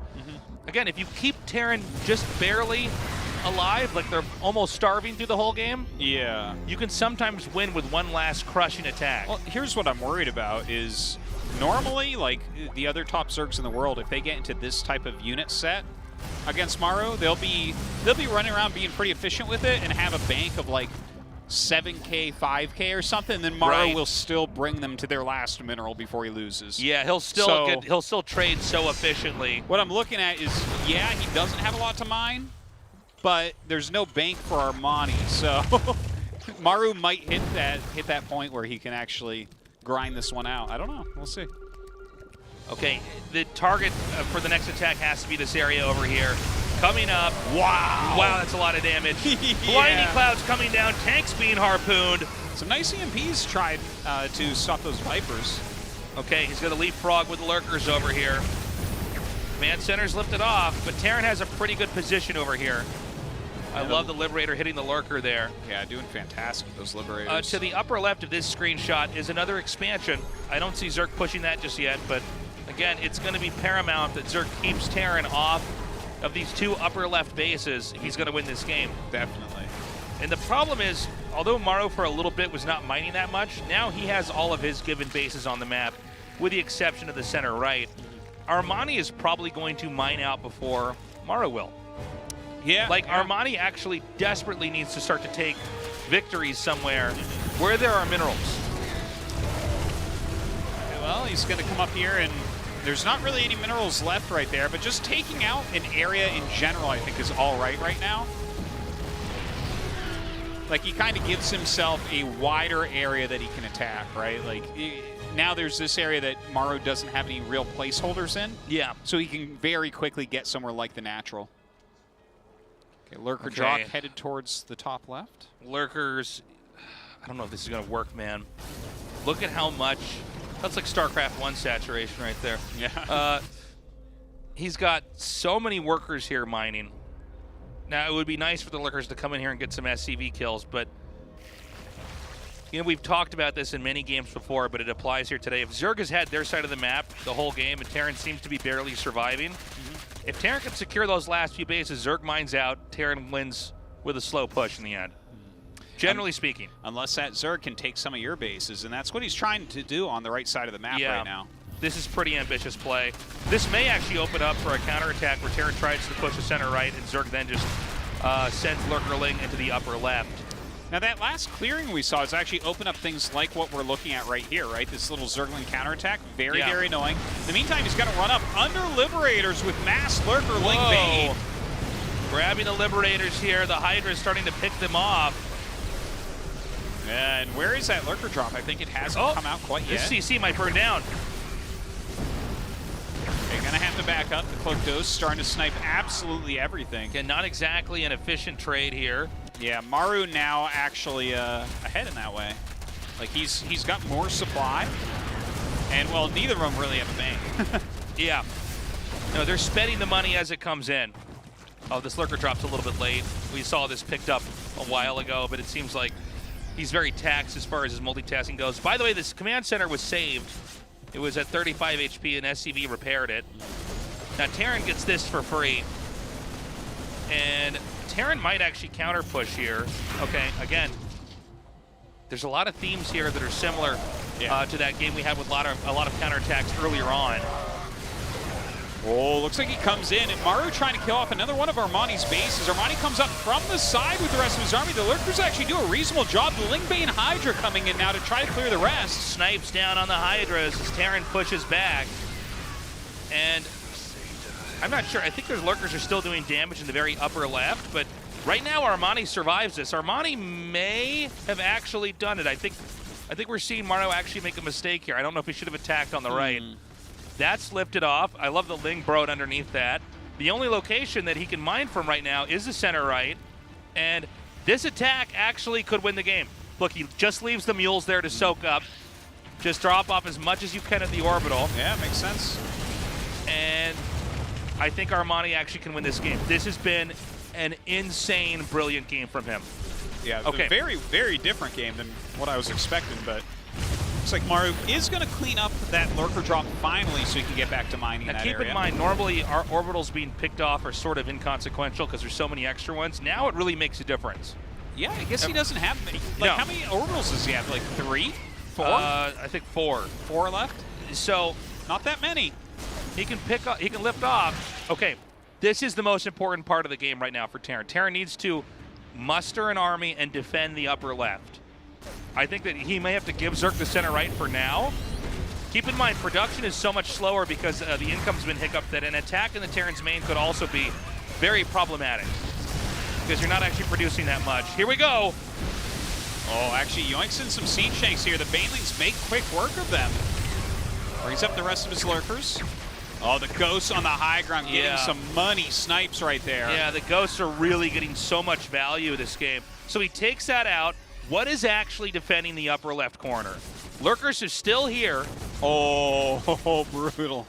Stopping the mining once again. He will be able to take that out, though. Oh, good pickup there. But I guess ghosts can also shoot the air. They can snipe an Overlord, maybe. They don't actually quite get it. Oh my god, it lives. Might want to leave a unit over there. Stop that from coming down again. Right now, Maru is barely hanging on. Armani's been playing the game of his life. He's holding his own in a nearly 30-minute game against Maru. Okay, here we go. Can he actually kill that? Again, every orbital very important right now. The odds of Terran just obliterating one of your expansions where it needs to be replaced immediately is very high.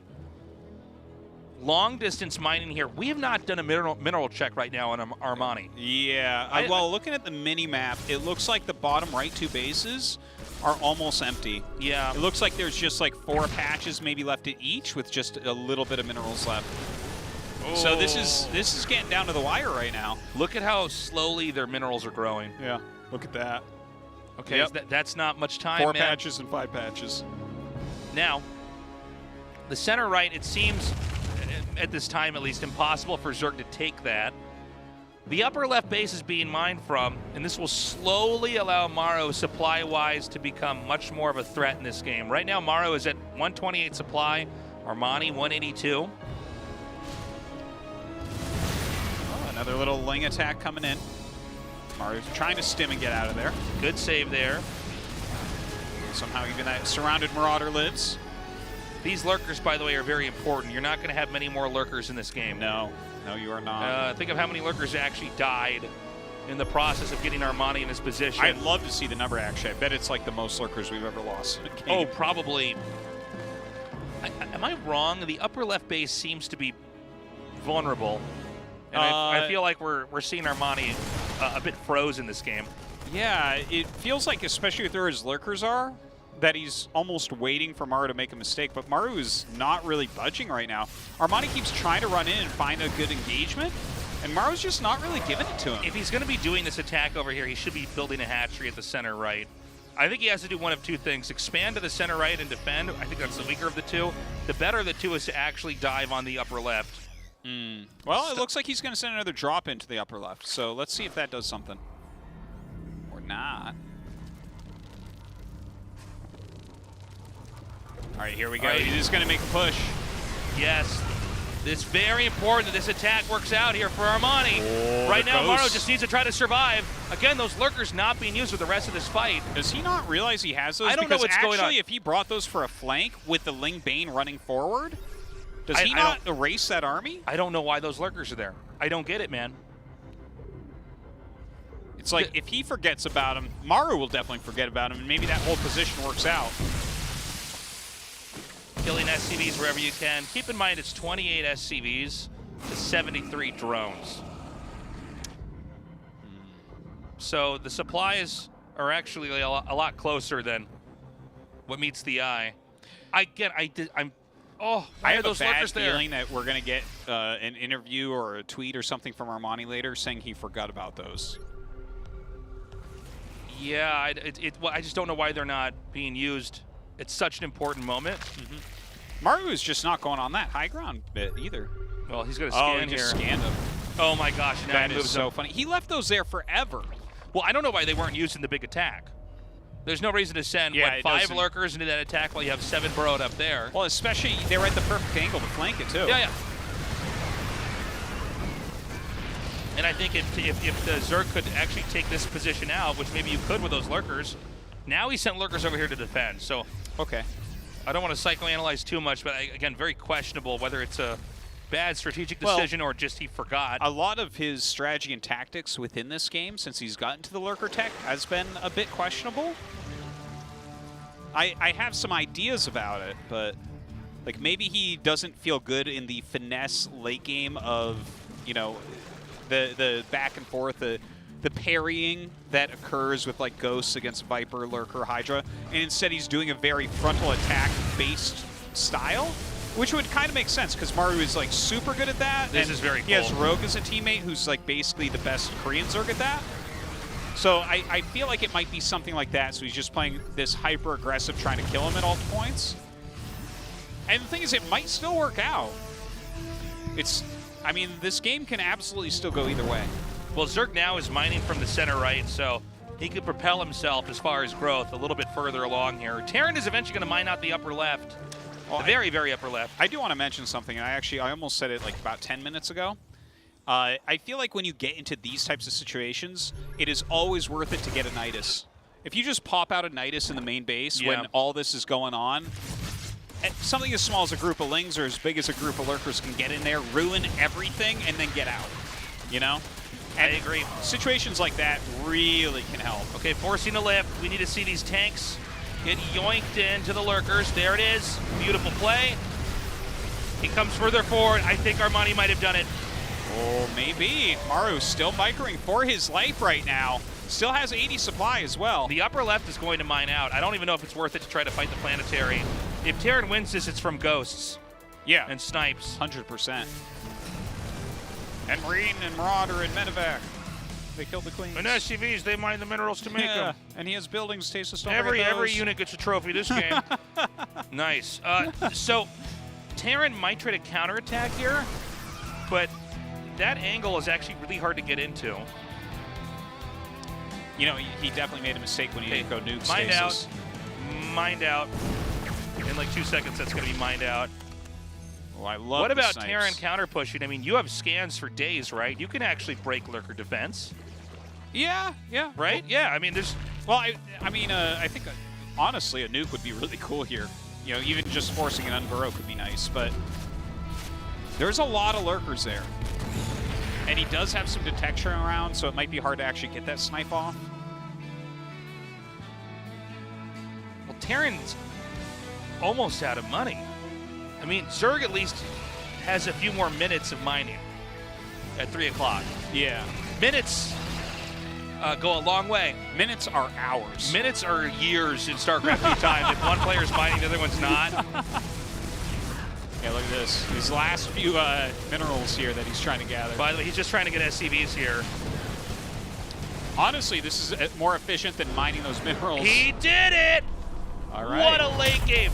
Oh Yeah. my God. That was really a different approach from Armani. I get the feeling that he's not good at the finesse style where you're grinding out an advantage through cost efficiency, because the amount of Lurkers that he ended up losing that game, it's probably the most I've ever seen. Oh, that's definitely a GSL record. Yeah. So, I think the decision making at the very end, I think Armani was a little bit shaky for points of that, but what he did was smart.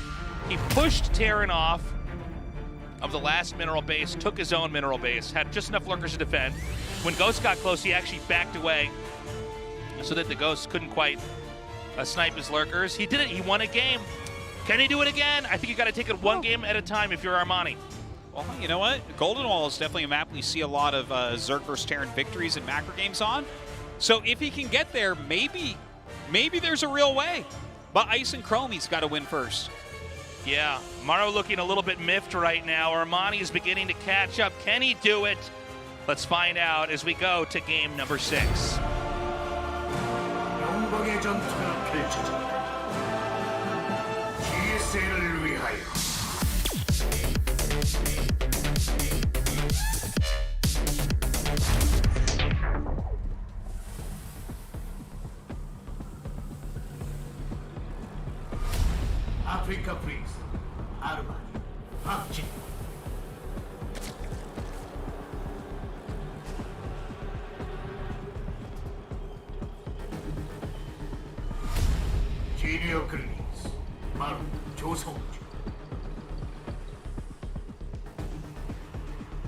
You know, So wait.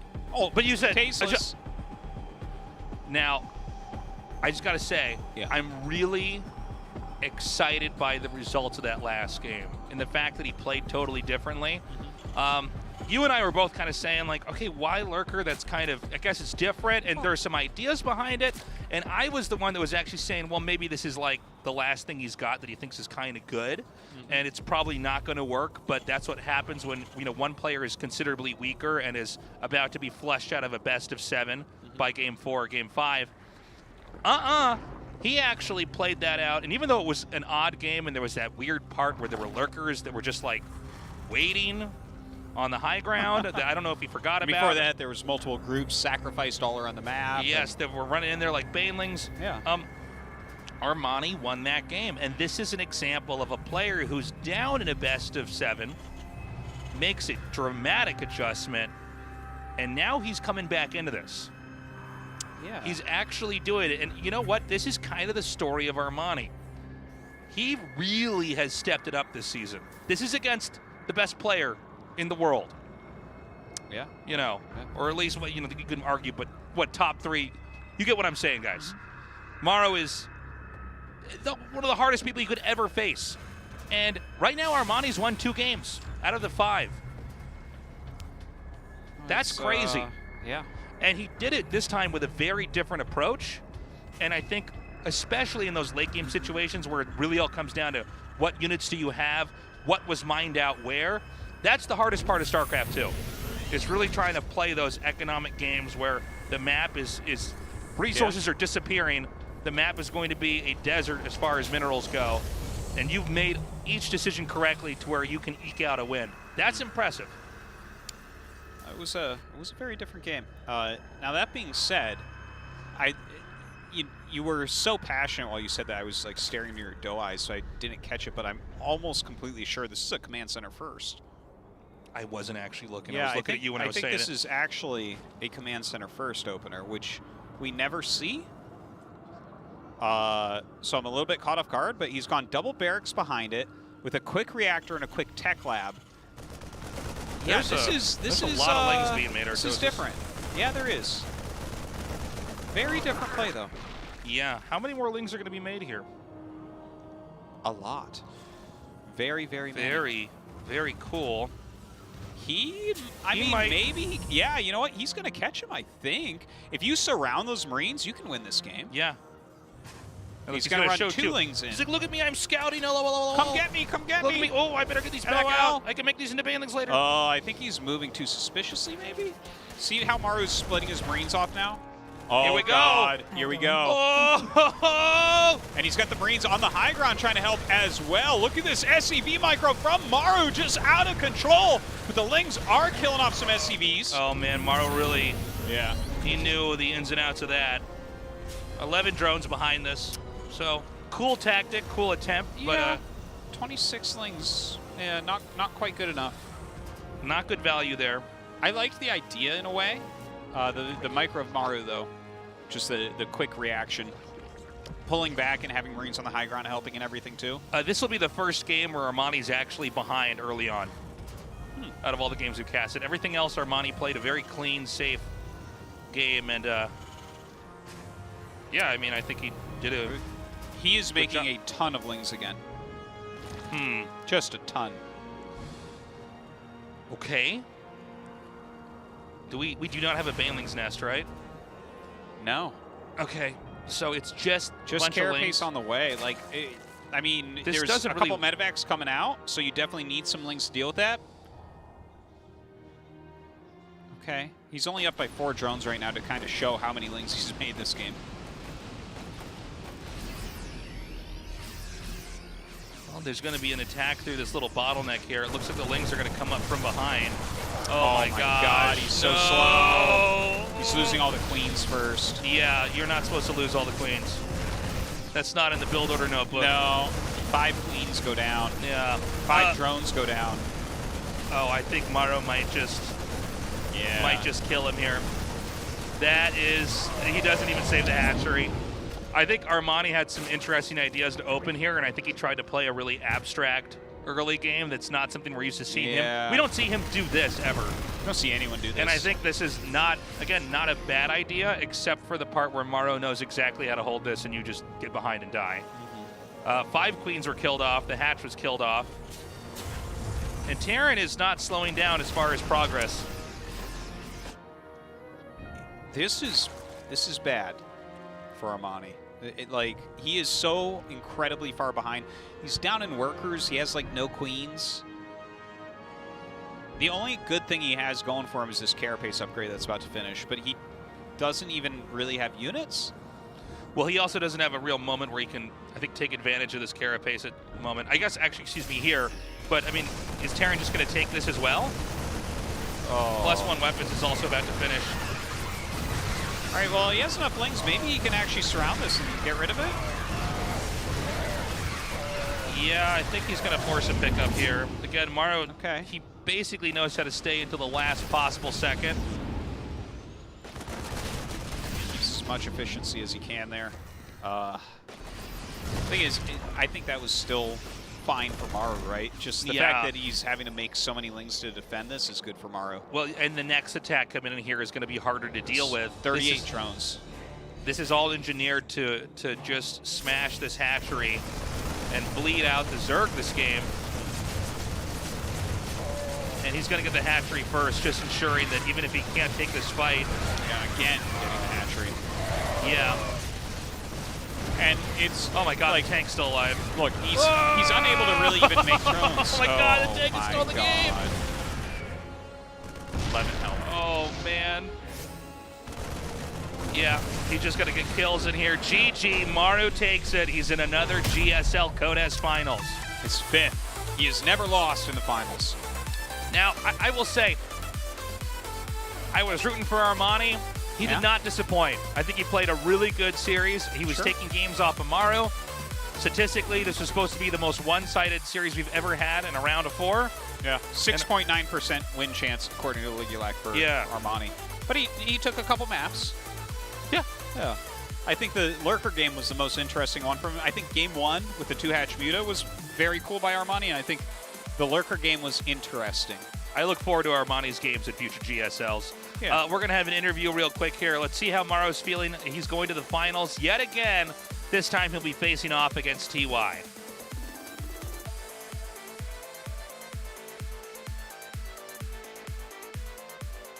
Wait for it. I wouldn't lie to you guys.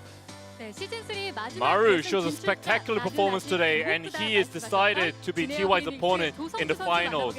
Let's have an interview with him. Congratulations. Thank you. This is your 5th GSL finals, Maru. How do you feel?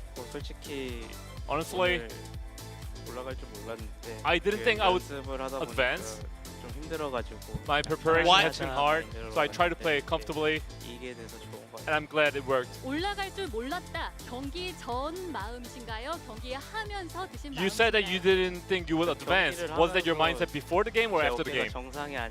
While playing the game, my shoulder injury was definitely there. But despite that, I still won. The most fierce game out of those match games was the fifth game. You had to fend off the Vipers and the Hydras. You know, in practice and ladder, I never lost to the composition, but on stage, you know, it was harder to fend off. 조합에 좀 연습을 해오셨던 것 같습니다. 데스오라에서는 In Deathaura, 아예 원천 봉쇄하셨잖아요. you were able to destroy the Nidus. Well, today I try to play with all strategies in mind. So my mindset was to adapt to his playstyle as I go. 조성주 선수의 주특기 전진 병영이 나올 수도 있겠다 생각을 했거든요. 오히려 마지막 In the fifth game, I thought we would see your proxy barracks today, but we didn't see that. You know, I went for the 2 barracks tech, and I had a feeling that he was going to go for a Zergling rush in the end. 자, 조성주 선수 2019년 시즌 1 이후 1년 So Maru, after 2019 season 1, this is your finals in 1 year, and in total, this is your 5th GSL finals. GSL 결승에 4번 올라갔는데 Before 4번 this GSL finals, you went to finals 4 times, and in those 4 times, you won every single one. 조성주 선수는 결승이라고 해서 좀 더 긴장되거나 하시는 So 거 Maru, do you think the word finals make you more nervous? 긴장은 별로 안 되는데 Not really. It doesn't make me nervous 결승 much. 상대가 태양이 형이다 보니까 But the fact that my opponent is 그것 때문에 TY, 긴장되는 것 that does make me nervous. 전태양 선수 2018년 시즌3 결승 이후 2년 만에 다시 And 결승에 TY has also made it to the finals 이전에 after 3 다른 years. 결승 상대들과 비교해서 전태양 선수는 어떤 선수였나요? So compared to TY, what kind of player is TY? I actually rooted for Stats to move on. 너무 잘하는 But seeing TY playing against him, he was so good. 지금 상대로는 제일 빡센 것 같아요. And as of now, I think TY is the toughest opponent right now. 마지막 질문을 GSL 5회 우승과 관련해서 질문을 드리고 So the last question is regarding your G5L. GSL 10년의 역사를 통틀어서 한 번도 나오지 않았던 Out of 전무후무한 for the 10 years of GSL, there has never been a player that was able to win GSL 5 times. 마지막으로 GSL 5회 우승을 향한 각오 So 한 말씀 해주세요. could you show us a bit of a determination for your G5L achievement? 있어가지고 병렬이 형이랑 희범이 형이랑 또 변현우 형이 필드를 많이 따줘가지고. I would like to thank Björn, Rog, and Ragnarok for helping me with the scrims. G5L이 아무도 없잖아요. And as for G5L, no one has been able to achieve that. So I do want to achieve that really hard, really hard. 결승보다 더 열심히 준비해가지고. And I'm going to practice really hard and try to win the next match. 이전보다 더 열심히 준비하겠다 말씀을 해주셨는데요. 다시 한번 5번째 결승 진출 Alright, we hope you 축하드립니다. win the G5L as well. Congratulations, thank you. 자, 이렇게 G5L에 대한 All right. 다양한 포부를 When 보여주신 Maru 진행진 answered that first question saying he didn't think he'd advance 자, today, 이로써 완성된 결승 if I 조직 was 확인해 보겠습니다. Geary, I think I would have said, all right, thank you, Maru, good luck in the finals. And I would have ended the interview there because I just can't even. It wasn't until he mentioned, like, oh, his shoulder was hurting. I'm like, oh, okay. That was the issue. G5L, because 5 looks like S. Get it? Yeah. No, I like the fact that it exists, though, because the only, like, I guess Innovation and MVP have the other kind of big records, even though really, by the way we measure it nowadays, this is the first time, because this is Code S victories. Yeah. Some of the one of Innovation's and a couple of MVP's victories are kind of like not exactly Code S level. Now, I think this is going to be a fantastic finals. And Oh, I know it is. we've had some one-sidery in this season of GSL leading up to the finals, but this absolutely should be a really close series, and I'm not sure who actually takes it. It does start at 3 p.m. KST. Go use your Google machine to figure out what time that is for you. It's not a normal starting time here. Yeah, it's 2 hours after what we started at today. Right. But 8 days from now. Yeah. In fact, what time is it right now? I'll do some math for you guys. Oh, it'd be right now. Yeah, it'd be right Well, it's now. literally 3 in p.m. 8 right now. days exactly. We'll be like, hey, everybody, welcome to the GSL Finals. Mm-hmm. Just like that, but that'll be tasteless. I'll sound exactly like that when I do it, too. That's basically what you sound like. Yeah, people probably thought it was me until we pointed out that it was actually you. Yeah. Guys, submit the cheerfuls to us. Send them to that email. If they're chosen by our staff, we'll have those images displayed and up. It's as much as we get to interact with you guys right now. We can't have a live audience here. Yeah. Whole year of GSL, no live audience. But we can have your cheerfuls. We can have signs that you made that make us laugh, make us smile, make us cry. Who knows? Send them in. Make your memes. Send them in. Send them in. We love getting them. A lot of them are super funny. And I'm looking forward to this finals. I think that it's a tough one to call. It could be either TY or Maru. Yeah, it really could be. It's not gonna be a 4-0. We got the bad GSL finals out in season 2. Yeah, that's I mean, yeah, that was definitely one of our worst finals ever. And even season 1. Season 1 was all right, but it was still a 4-0. With TY winning over Kira, of course. But no, I think this is going to be a really great one. I think it's absolutely has the potential to go to match 7. I think you're right. Yeah. I think TY is going to get his revenge on Maru tasteless, even though I'd like to see that G5 statue go away. I think TY is looking better than I've ever seen him before. And Maru looked good today, but he's been complaining about problems in his shoulder. Hold on. I have a question for you. I just thought of this. Please. Because 5 looks like S, so if Maru wins G5L and then makes it another finals, do we then have a 6SL trophy? Yes. Because 6 exactly looks like what G? it is. Yes. And then if we have a 7th one, we do GS, and then we Seven. we 7 it. Yeah. GS7. Yeah. And then if he's And then going he for goes an 8th one, we just cancel ASL. StarCraft. That's it. Yeah, by then we pretty much figured out who's the best. Anyways, guys, that's all the time we have. We'll be back in exactly a week. We love you. Take care. Have a good morning, afternoon, or night, wherever you are. ASL tomorrow. Watch that. ASL. See you there. Same channel as this one. Bye-bye.